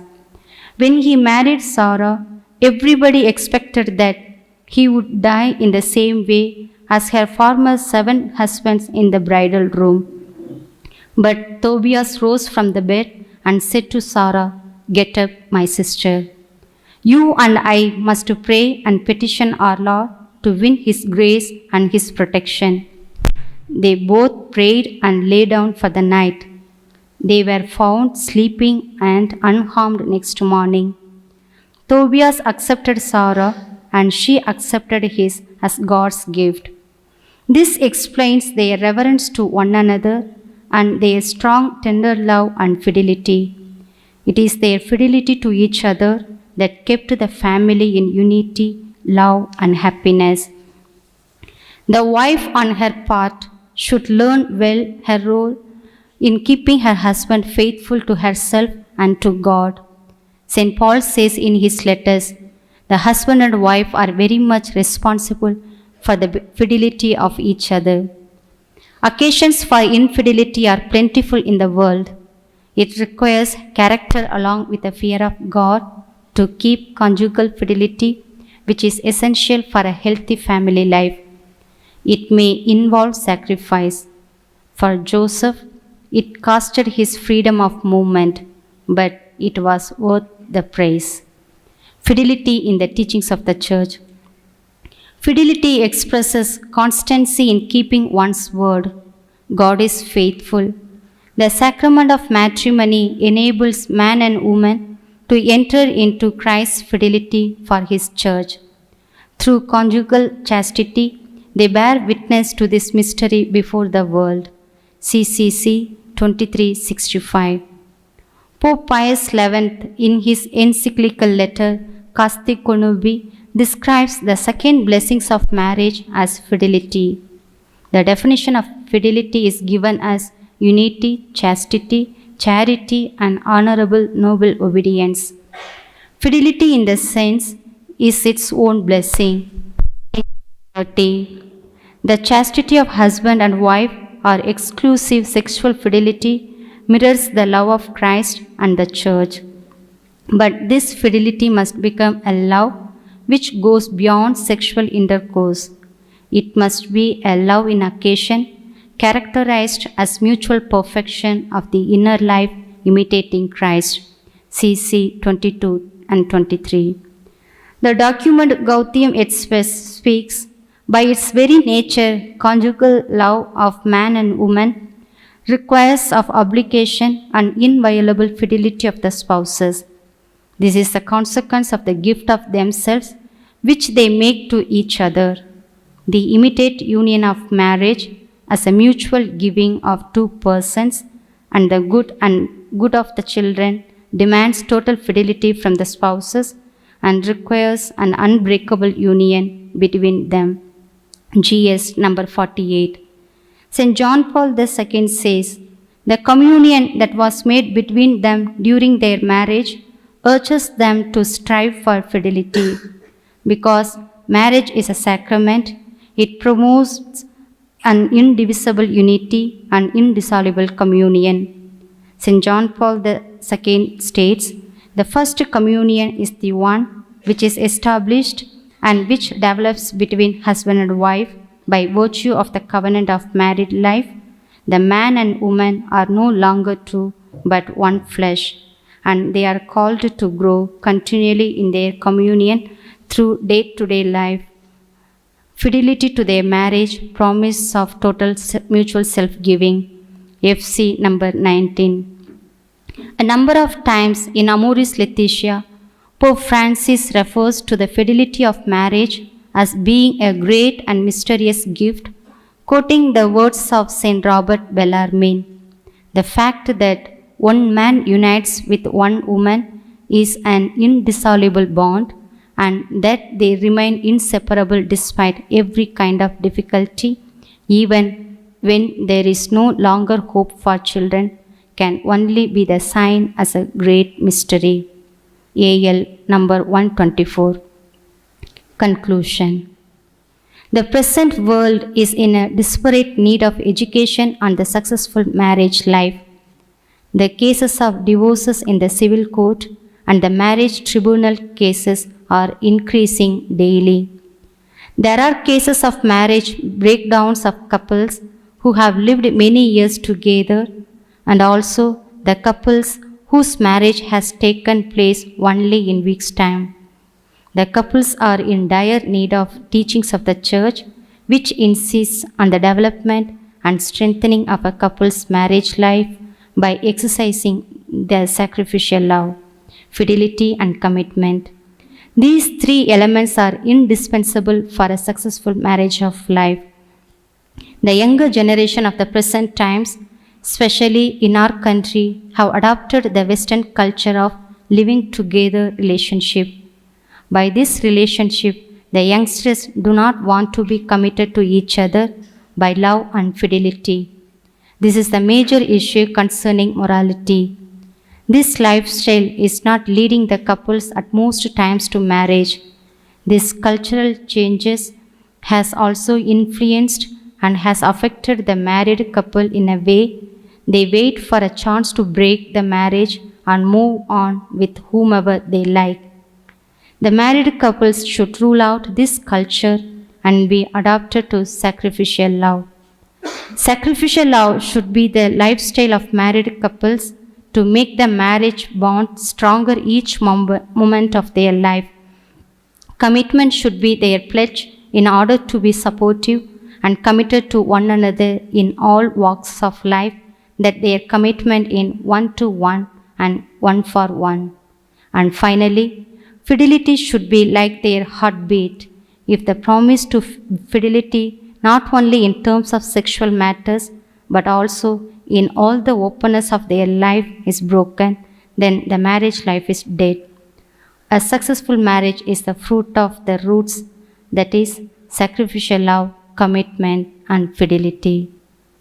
Thank you, one and all. Comments and the popular writings of the theologians and the fathers of the church.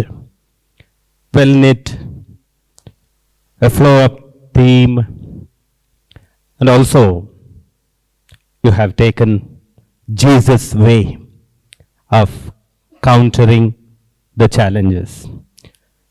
We have on the screen a citation from Jesus, what God has put together. Let man not separate. This was the situation we know when he was asked, what is your opinion about divorce? Because Moses has already said, it's okay, you can give a certificate of divorce and be separate. Jesus says, it was not so in the beginning. Go to the original. The intention of God was that they should live together till the end of their life. So we too have to take that way, was sister's suggestion. We know the main challenges for family was the selfishness or individualism. Then the answer also, that selfless love or sacrificial love.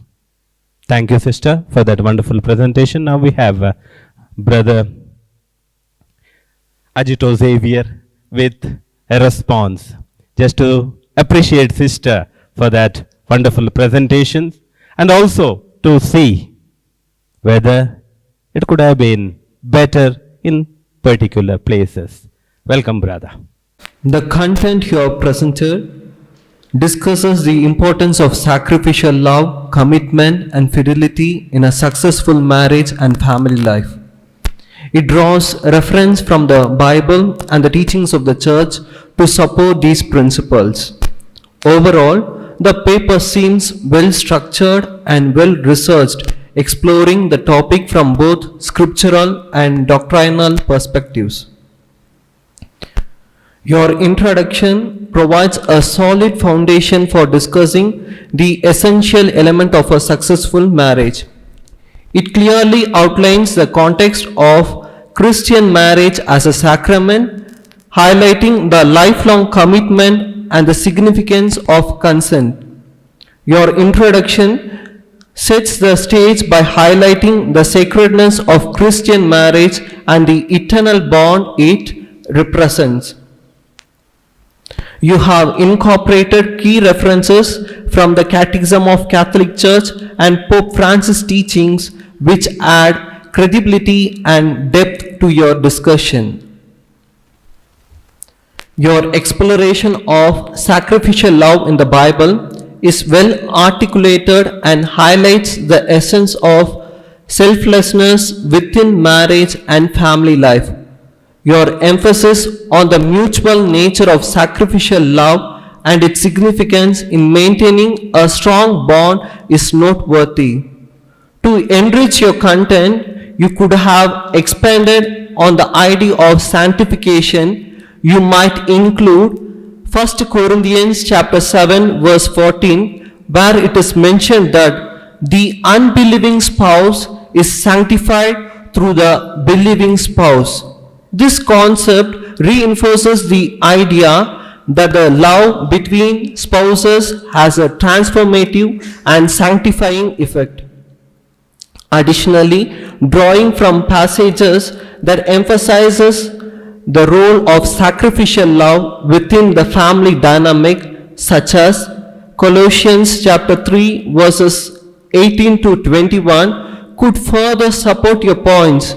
These passages addresses the relationships between husbands and wives as well as parents and children, highlighting the importance of selflessness in maintaining harmony and love within the family.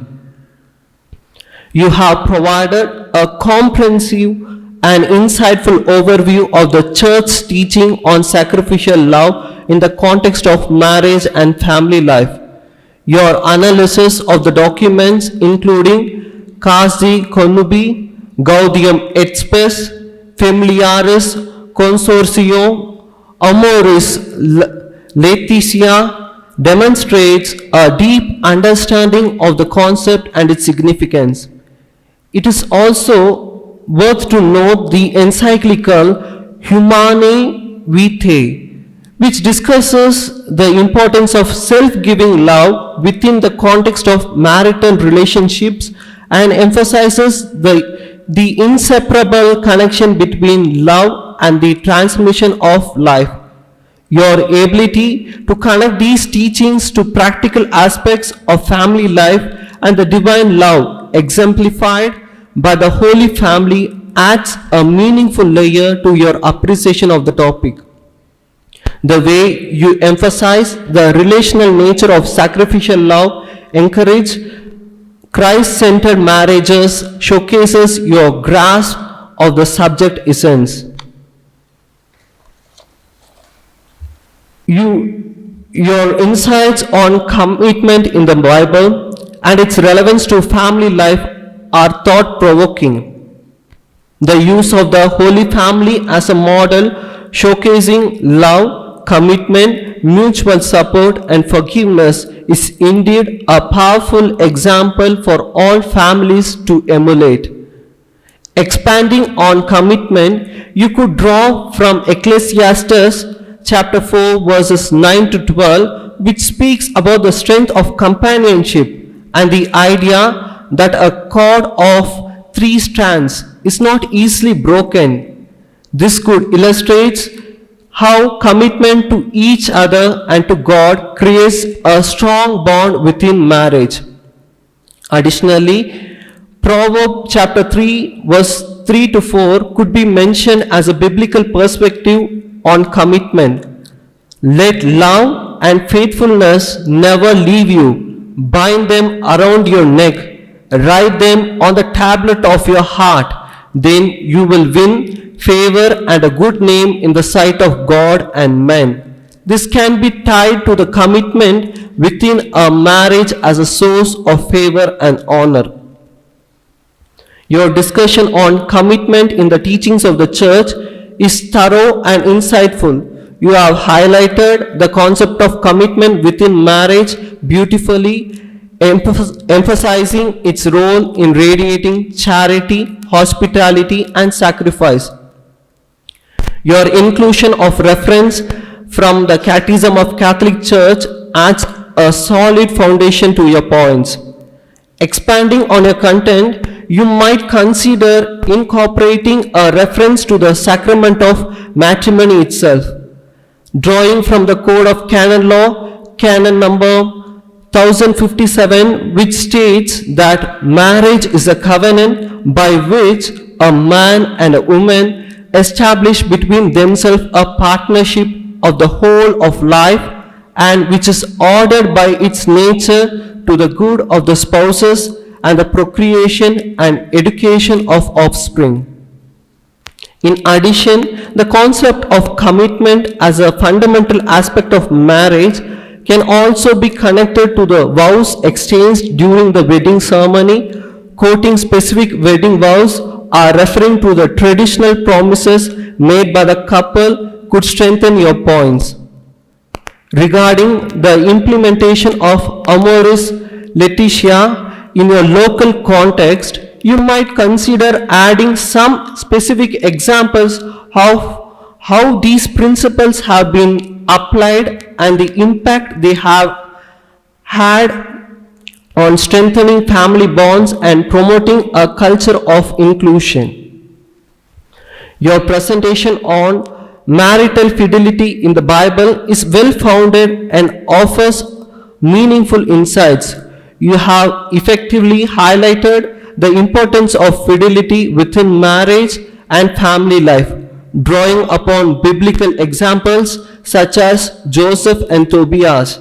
These examples showcase the principle of commitment, trust, and the role of faith in maintaining marital fidelity.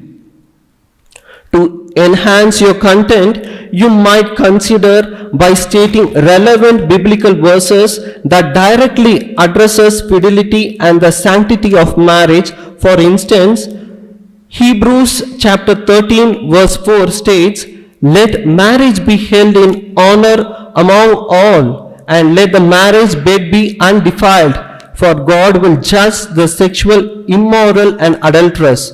This verse could be connected to your points on the sacredness of marriage and the implication of infidelity.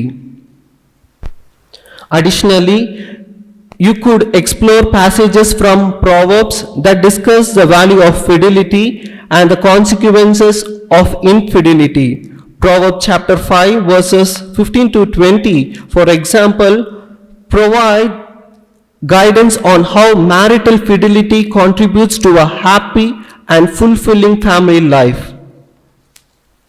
Furthermore, you might consider discussing the concept of two becoming one flesh, as mentioned in Genesis chapter 2 verse 24.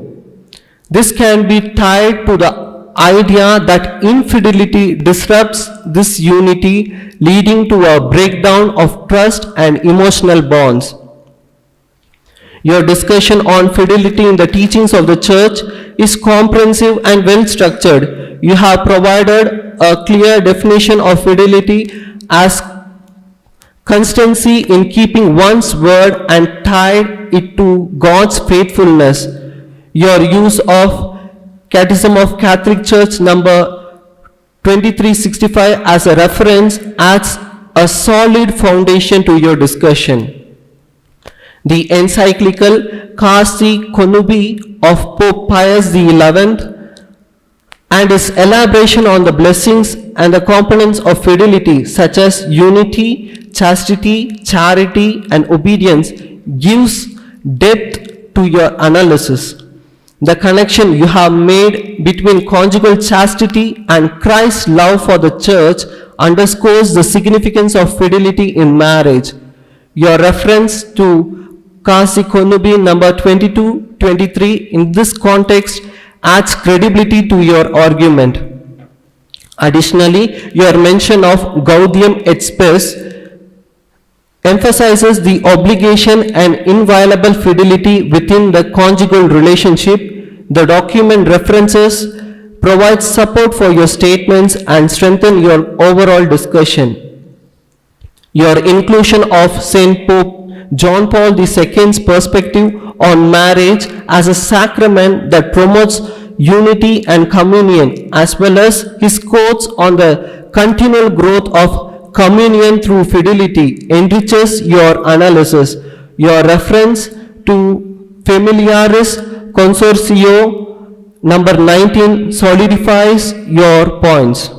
Lastly, your connection to Pope Francis' statement in Amoris Laetitia, especially the reference to St. Robert Bellarmine's word, brings a historical and theological depth to your exploration of fidelity. Furthermore, you might consider discussing Sacramentum Caritatis apostolic exhortation by Pope Benedict XVI in paragraph number 27, which reflects on the Eucharist and its connection to marriage. It emphasizes the importance of spousal unity and fidelity as a participation in Christ's love. Your conclusion effectively summarizes the key points you have discussed in your analysis of the teachings of the Church on successful marriage. You highlight the urgent need for educating couples on these principles, especially in a world where divorce rates are increasing. By emphasizing the importance of sacrificial love, commitment, fidelity, you have underlined the foundation on which a successful marriage is built. Your comparison of fidelity to a heartbeat adds a vivid and relatable metaphor to the concept. The way you have presented these elements as essential and interconnected aspects of strong marriage demonstrates a clear understanding of the subject matter. The conclusion effectively encapsulates the main idea you have discussed throughout your analysis and provides a meaningful takeaway for readers. Your content is well organized and in fact impactful. Incorporating these references and practical examples could enhance the depth and practicality of your discussion on the key element of a successful marriage. Your understanding of the subject matter is evident, and your emphasis on sacrificial love, commitment, and fidelity is valuable in promoting healthier marriages. Thank you. Now that both the papers put together give us a beautiful picture of solution to the challenges of marriage. So let's all put our hands together for both of them and applause for them for their wonderful presentation. Thank you. For your deep analysis on the paper. My sincere thanks to Reverend Father Vincent Montero for moderating the session. Our world is full of diamonds and gems, and we have two of them amidst us as our guests, Mr. Roshan Menezes and Mrs. Sandhya Menezes. Here I request, dear sir and ma'am, to enlighten the young minds with your inspiring and enriching experience.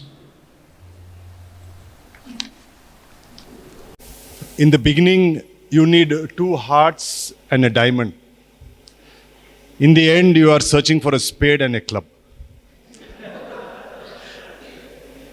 Dear Reverend Father Richard, Father Lawrence, Miss Estelle, Reverend Fathers, brothers, sisters, good morning, everyone.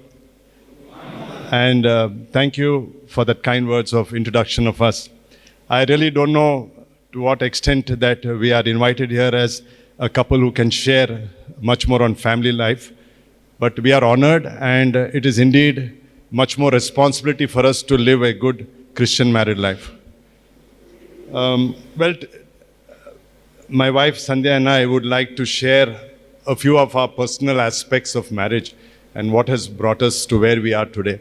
And so between both of us, we decided to share some of our thoughts on some very important aspects that we believe have helped us in our married life.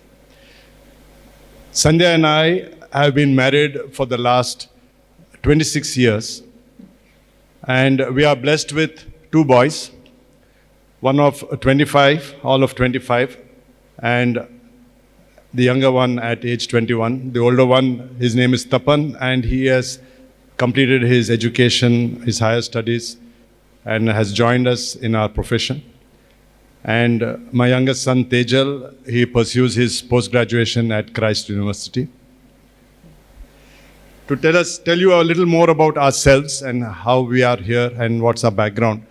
Sandhya is from the city of Manipal in Udupi district, Dakshin Kannada. She hails from a family of educators. Her mother, Mrs. Elvira, retired as the headmistress of the Manipal Junior College. And father, my father-in-law late, Dr. Alvin D'Souza. He retired as the principal of Mahatma Gandhi Memorial College, the MGM College, famous college in Udupi. And he was also the author of several chemistry textbooks, of which I have had the honor as a student to be studying one of his books. He was a professor in chemistry, and his chemistry books is what I studied. I think our chemistry began from that time itself. Reading is, understanding. At least did I realize one day I'll be marrying the author whom I am studying his books, his own daughter. But that's a different story. Coming to me, my family hails from Mangalore, but settled in Bangalore. My father worked in the railways, and my mother a teacher from St. Aloysius, or teaching at St. Aloysius in Mangalore. And after marriage, she moved down to Bangalore, and the teacher in her didn't keep quiet. She needed to do something, and she moved on to begin her own institution. Began with a very small number, 5 students, 1 teacher, 1 classroom, and today we are blessed that we are in our 56th year of establishment. My father moved on from his job, the government job, to support my mother. And I have watched them go through the different struggles to set up the institution in various ways. And today we run right from the kindergarten to the pre-university with a strength of almost 3,000 odd students and different courses at the PUC level. And we are in our 56th year of our establishment. We run under the name of Carmel High School and Pre-University College in Basveshnagar in Bangalore. In 1997, after our marriage, we got married on the 10th of May in 1997. We both joined our parents, my parents, at work. And in 97 October, my father passed away very soon after our marriage. So it was hardly 3 months of time that we were able to spend as a married couple. And I had to take on the responsibility of running the institution, because by then I was working alongside with him, but it was all of a sudden that it happened and I had to take on the responsibility. For us both, we grew not only in our profession as we jumped into our profession of work, but we also grew in our marriage, taking on the challenges at that young age of 27, 23, 24, as young as we were when we got married. And with the responsibility of running an institution, we had to handle several issues around us as a family. There is no sure formula for a very successful or a happy married life. There is no one-size-fits-all kind of a formula for a married life.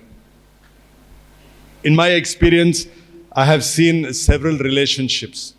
I have witnessed my own parents' relationships through all difficulties, through good times, through the times that we were all brought up.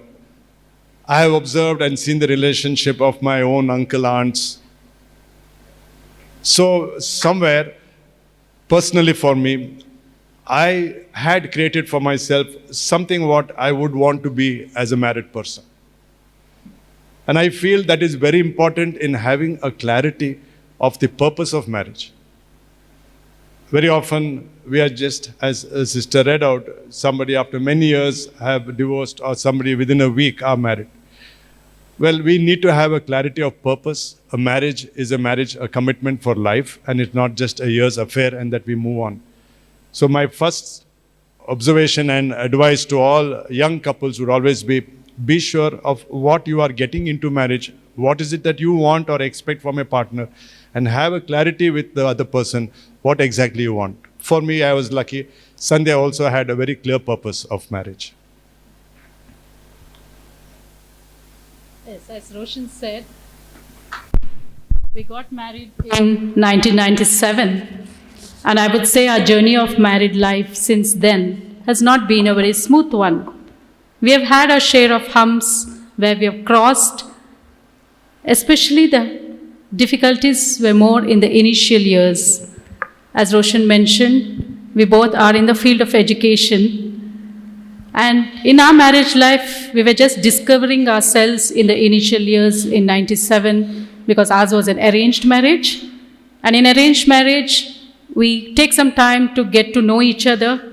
As we were still in the process of getting to know each other, we had an unforeseen situation that came up, that is Roshan's dad passed away within 5 months of our marriage. And Roshan was barely 27, and the entire responsibility of the school was on him. And everybody was looking at how will they manage now?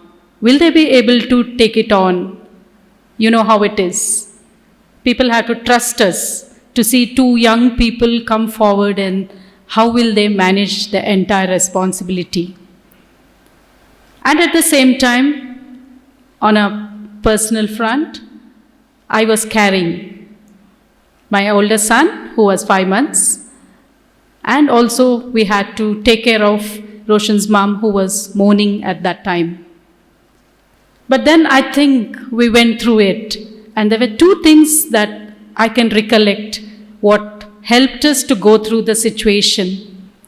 First one, coincidentally, is in line with what Sister Arokya Mary said.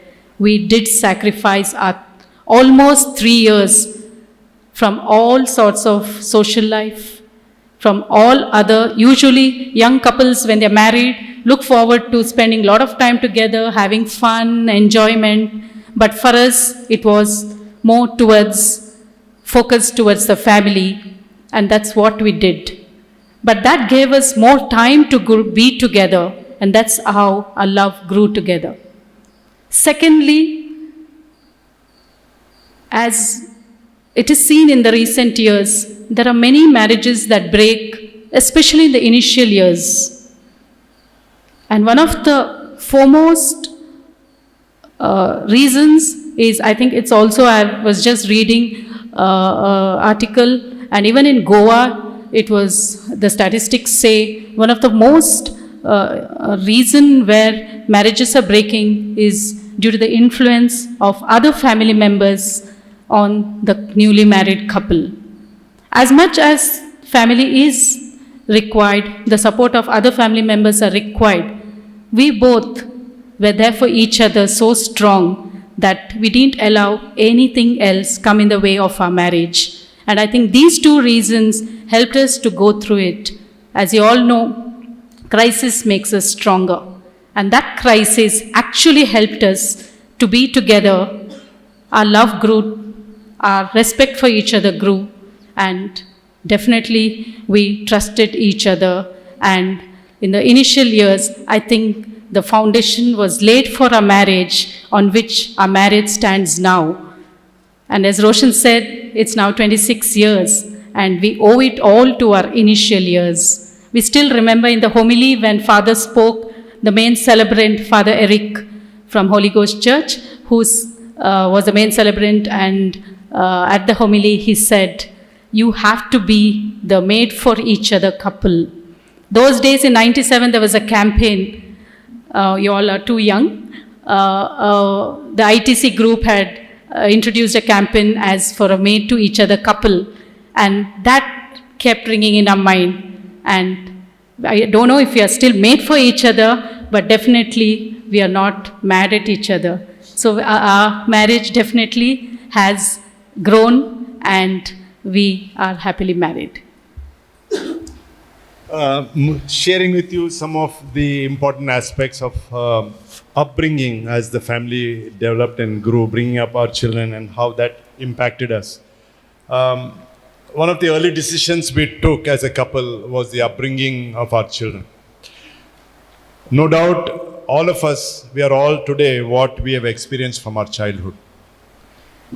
For us both too, there have been very contrasting experiences. But Sandhya felt that there are certain areas that were best handled by me. So right from the beginning, for my older son, say from the age 3 upwards, a certain system of discipline was introduced. Be it a eating pattern, eating timings, his sleeping pattern, recreation time, studies, it all began to have a routine, and that helped. You know, I recall a funny incident because of the routine that we set into our son and later on even our second boy, that when we went to visit a family over dinner, and they also were a young couple having kids almost the same age, as early as 9 p.m. at night, when we were still having a few words discussion, these children were playing in their room. My friends' children came running up to me and said, Uncle, Tapan is not playing with us. I said, why not? He has gone to sleep. He says 9 o'clock every day he sleeps, and he's gone to sleep in our room. Who is playing with us? So we realized that that pattern that we set in him was so evident that it became a part of his lifestyle. But it's a good thing to have, especially when the next day is a working day or a school day. Having a kind of a system is very important. That overall system that we've introduced in our children still runs in them, even though as old as they are. I won't say it is the same, but definitely they have imbibed in themselves this kind of a practice to have a systematic way of doing things, and that helped a lot. I say that because the support that we gave for each other. It is difficult to implement these kind of routines and have a discipline at home when one of the other spouse is a little, who compromises on this situation. So that's where we had a support for each other. Then there is that phase also when the father is the hero. Dad is my hero. Whatever I say, whatever I do, Dad is the best. He knows everything. How he knows everything, he doesn't know that I don't know much, but whatever I say is right for him. So it is that phase which I enjoyed the most, as Dad is the hero, but it also gave me a lot of responsibility to be a role model. It is very important that what I say, what I do has an impact because it is a life-forming experience for my sons. So that brought about a lot of personal sacrifice that we had to do. As Sandhya said, there are so many occasions that we may have had to attend, which we would have as a younger couple, or make some alternate arrangements for our children and say that we would still be there. But somehow we took it as mutually agreed that certain occasions we would not compromise on not being around for our children. And that happened mutually because sometimes it is difficult if the spouse has other interests. We made it an understanding between us as well not to interfere in certain issues or handling of situations. So although I would have been fairly harsh or stern or possibly an emotional scene created by the children to gain some support, Sandhya would not interfere. And vice versa, certain areas that she would be good at handling and the boys would look out to me for support, I would not interfere either because we made it an understanding. Either one of us attend to it completely. In either ways, you are good or bad, but one of us take on that role. Challenges were plenty about finances, gadget requirements, their friends' time as they grew up, as coming into slowly doing teenage. And I must say we are really happy that we have sailed through that tough period. No doubt there were conflicts and arguments about how much liberty that they needed to be given. But we both stuck through a very disciplined system. With some kind of grumbling and long faces of the children, they had to be, listened. They listened to it. And today in their young adulthood, they are quite happy that we have been firm with them. Just yesterday, even with regard to there's generally an open communication also regarding sex education at home, especially during the teenage. Although it has not been a typical classroom situation where we'll sit down and say, okay, son, listen, this is how things happen in life, this is how you get attracted, and this is what you should do and what you should not do. It hasn't been that kind of a situation. But whenever there was some kind of a little doubt, a little bit of uneasiness in their behaviors or actions, we knew something was in their mind. We would make it a point to sit and talk to them through it and make them feel comfortable to express their thoughts or ideas about anything related to the opposite gender or what they needed to know about the general ways of life, much before or much more than more of what social media or their friends could share with them. Although a little skirmish at first, the boys would feel a little uneasy. I have to ask this or talk to this in front of my dad. How will he take it if I talk about anything that is personal to him? Now, it became a little easier for them and accepted that these facts are okay to know. It is nothing wrong at an early age that you know certain adult level facts, but how you deal with that, how you use that information and how you project that in public is very important. We see that now from the point of view of how they empathize with their friends, especially female friends. We can observe that their relationship around them is very good. They understand certain situations of the girl, of the female, and how they should behave and what they shouldn't do and what the other boys shouldn't do. I think that's a very nice quality that we observed in them, a sense of empathy. Allowing or exposing them to the certain rights was a good decision we made. At age 12, what they could do or use in terms of time or gadgets. Then at age 15, 18, what rights they could have like pocket money, gadget use. Then at age 18, their right to own a gadget, spend a little more time with friends. And then age 21, their right to sit with the adults when we are sitting around with a glass of beer maybe, or drive a vehicle, or maybe late night once or twice in the month was permitted. So it has helped them to understand that what they get at what age they get has more value and meaning rather than get something well advanced in time and just earn it as what they did without having to be working for it. So much so that even now my son thinks that at every age he has the rights to be doing certain things. My son, who is aged now 25 years, looks at me and says, "Dad, now I'm 25. Do I have the right to make a serious girlfriend?" He keeps asking me. So I say, yeah, I know, but please remember where your serious girlfriend will end up in, and be aware of the next stage of life that you have to take on. Yeah. So I share this from a perspective of children upbringing, with a view that it is very important that the spouse, the family, that is the husband and wife, are together into whatever decisions that make up the upbringing of children. Because as we read, as we see, there are so many children who are moving in different tracks as early in life because of the influence of peers, influence of media, and the lack of the involvement of parents. This is from our experience at work that we see thousands of students and their situations at their homes, which we counsel a lot. And that has helped us to frame for ourselves how we could be a better role model to our children. I would continue about clarity in areas of work. As we all shared with you all, that we work together, so our workplace is more or less the same. We live together, so the same house.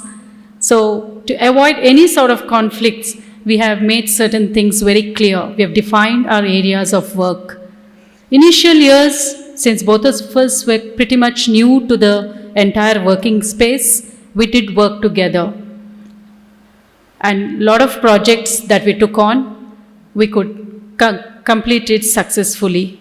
But as years went by, we realized it's better not to get into a routine of just being together, rather than have a way in where we normally discuss. We discuss what has to happen, and the final decision lies either with Roshan. When it comes to school projects, he takes care. When it comes to the pre-university college, whatever comes up, final decision, I take care. But at the end of the day, what I'm trying to say is, we respect each other from point of view of whatever final decisions that we each other have taken. So what happens is, no third person can take advantage of the situation, because they know that both of us are aware of what is happening. And this has helped us, especially at the workplace. And at home, we do have divided all our areas of work. I think being a working mom, that helps out, and where everyone puts in their bit and makes a regular day routine easy for us. And this didn't begin just now, but then from the beginning, we involved our children in small jobs, whatever they were able to do. And today, I must say, we are a team of 4 of us, but divided into 2 teams. My son and I, my older son and I, ensure that the cooking and the food is taken care, and the 2 of them, Roshan and Tejal, take care of the clearing, cleaning. So it's basically... Just interrupt here. I am used to, habituated now to having a scotch every day at dinner. I have one scotch before I have my meals, and then I have a scotch bright afterwards to wash the vessels. Yeah. That's his incentive, okay? Yeah. So that's how it goes on. Yes. So it's basically we have a lot of bonding during this time of the work that we take on. And I would share one secret. I think for men to get work done, all that you have to do is just a few words of praise. You say that you've done your work done, my work is done. And that's how it goes on at home. But at the end of the day, what I'm trying to drive is that I think it's nice to involve the children in the part of the home work, because in earlier days when I grew up, it was a taboo to see that boys are working at home. When the girls are there, when the daughters are there, why should the boys come into the kitchen? So that's how we grew up in our generation. But I'm happy that with those thoughts, we didn't continue, but then our boys and Roshan and all of us together put in whatever possible to see that everything is taken care at home. Yes. We are not an ideal family. certain conflicts, issues do rise up. There is no human relationship without conflict. And I must say that we have had our own fair share of conflicts as well. I must confess, I am the more stubborn of the two of us. When it comes to moving on, I get stuck. But Sandhya is that cool, level-headed person and acts as if nothing has happened. We've had arguments on several issues, be it at work or home. But with a few discussions and debates, it gets resolved and we move on. Conflicts like that, very long-lasting conflicts, are very rare. And the maximum I can say that we've held a issue between us is just overnight. Maybe because I was late at home to continue our discussions, but next day we have resolved our issues. For one, we handle it this way. For one, we tell each other regularly that we need to talk it out if anything is bothering us. I am never the one to take anyone else's views or opinions. There are several occasions where different people come up with different thoughts and their opinions put.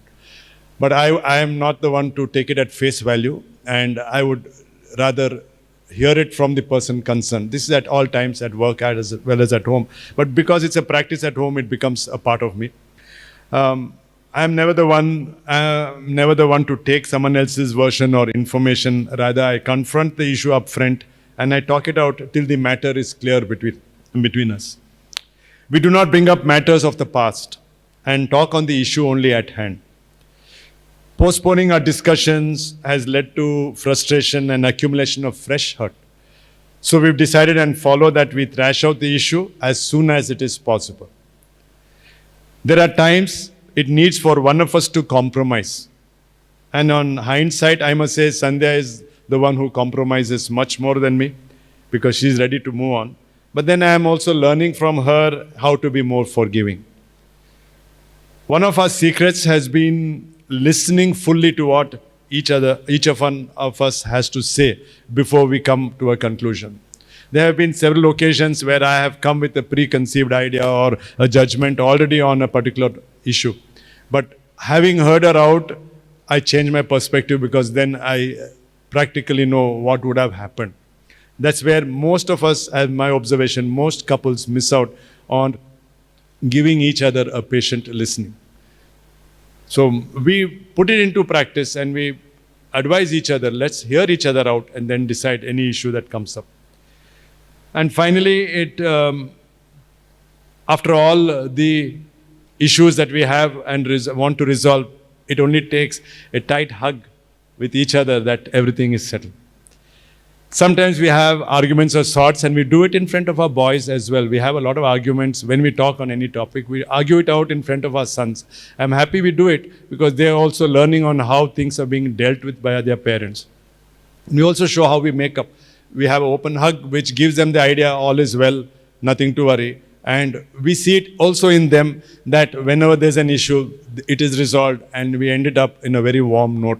So we need to be as ideal as possible in a role model that we need to be for our children, especially when we want well-formed young adults with good emotional quotient. After all the problems are settled, we have a policy to keep our marriage happy and exciting after a quarrel. We've decided to go out for dinner twice a week. So twice a week we go out for dinner. Sandhya goes out on Tuesdays, I go out on Thursdays. So I saw reaction when he said twice in a week. No. So anyway, taking forward from there. Yeah, you may be wondering, how do you live with a person who is so different from you?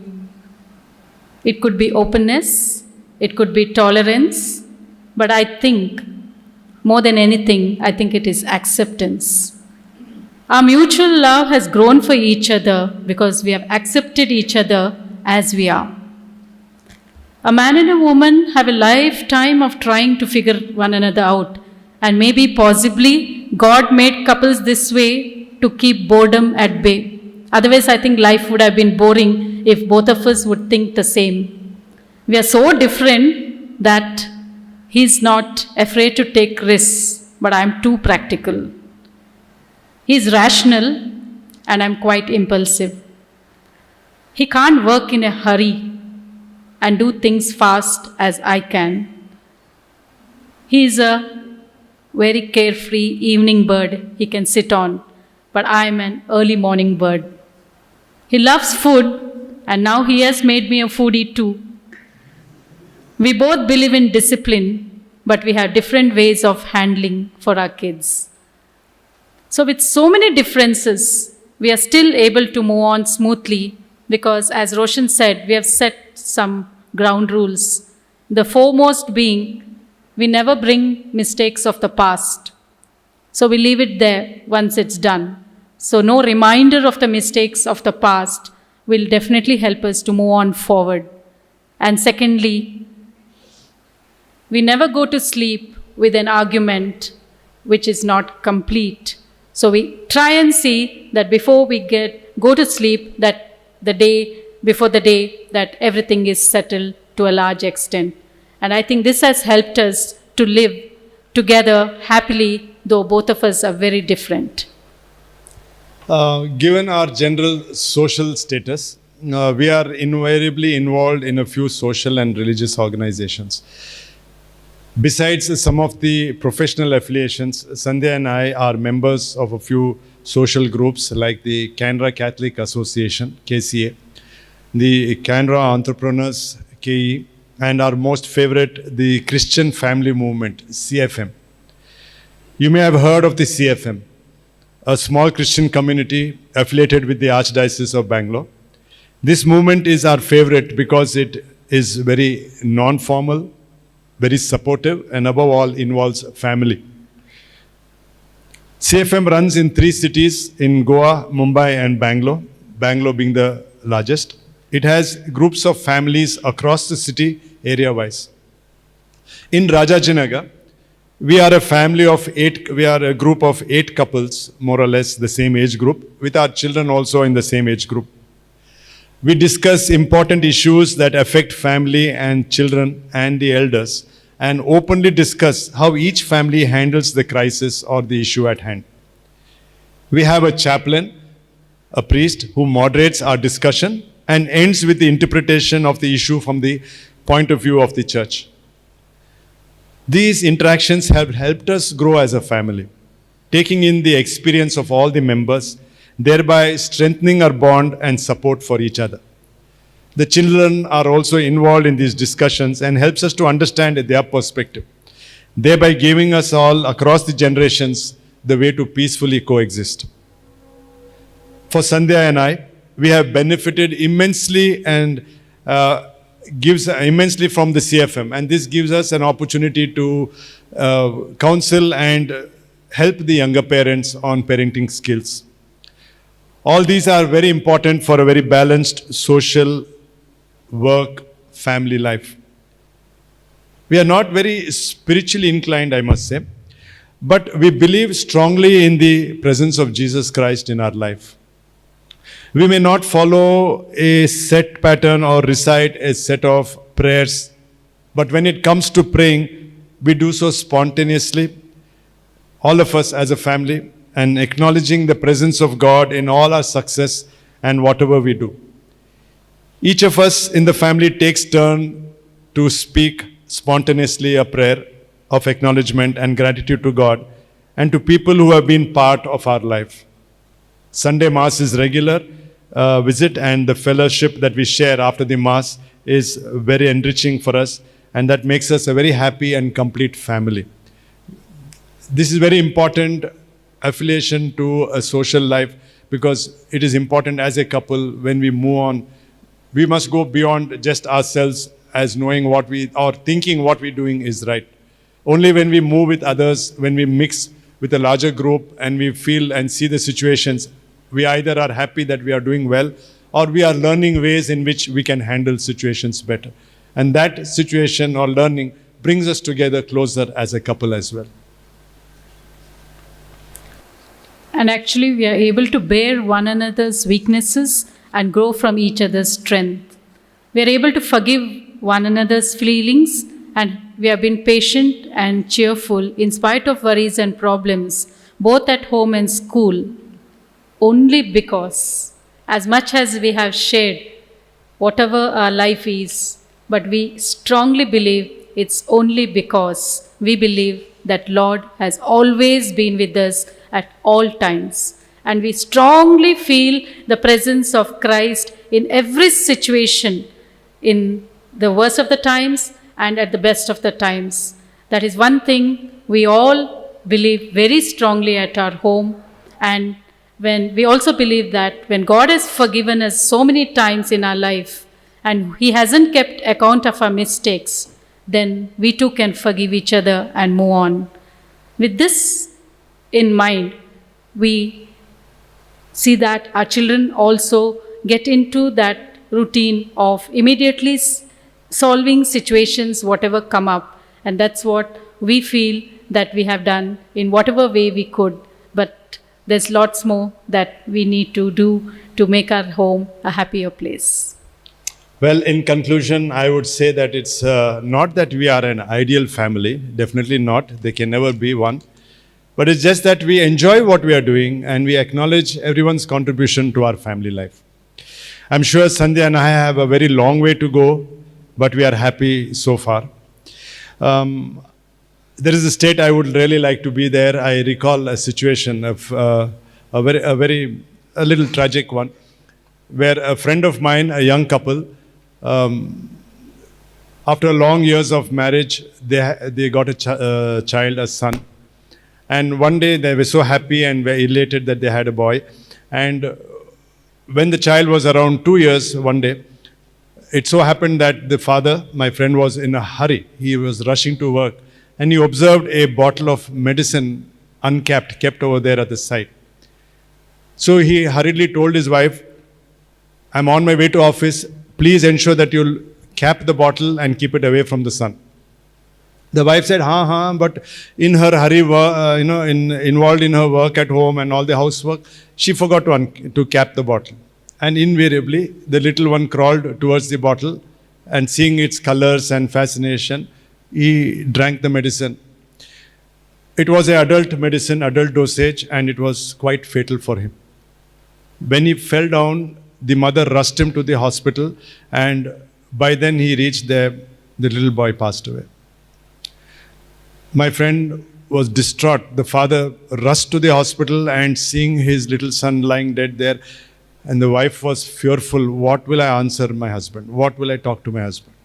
The husband looks at her and he just says 5 words to her. It's all right, darling.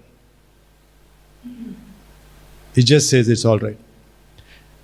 I don't know how many of us as married couples have that kind of patience, will have that kind of a heart at that point and in that tragic situation to bear that loss, yet understand the situation and be forgiving.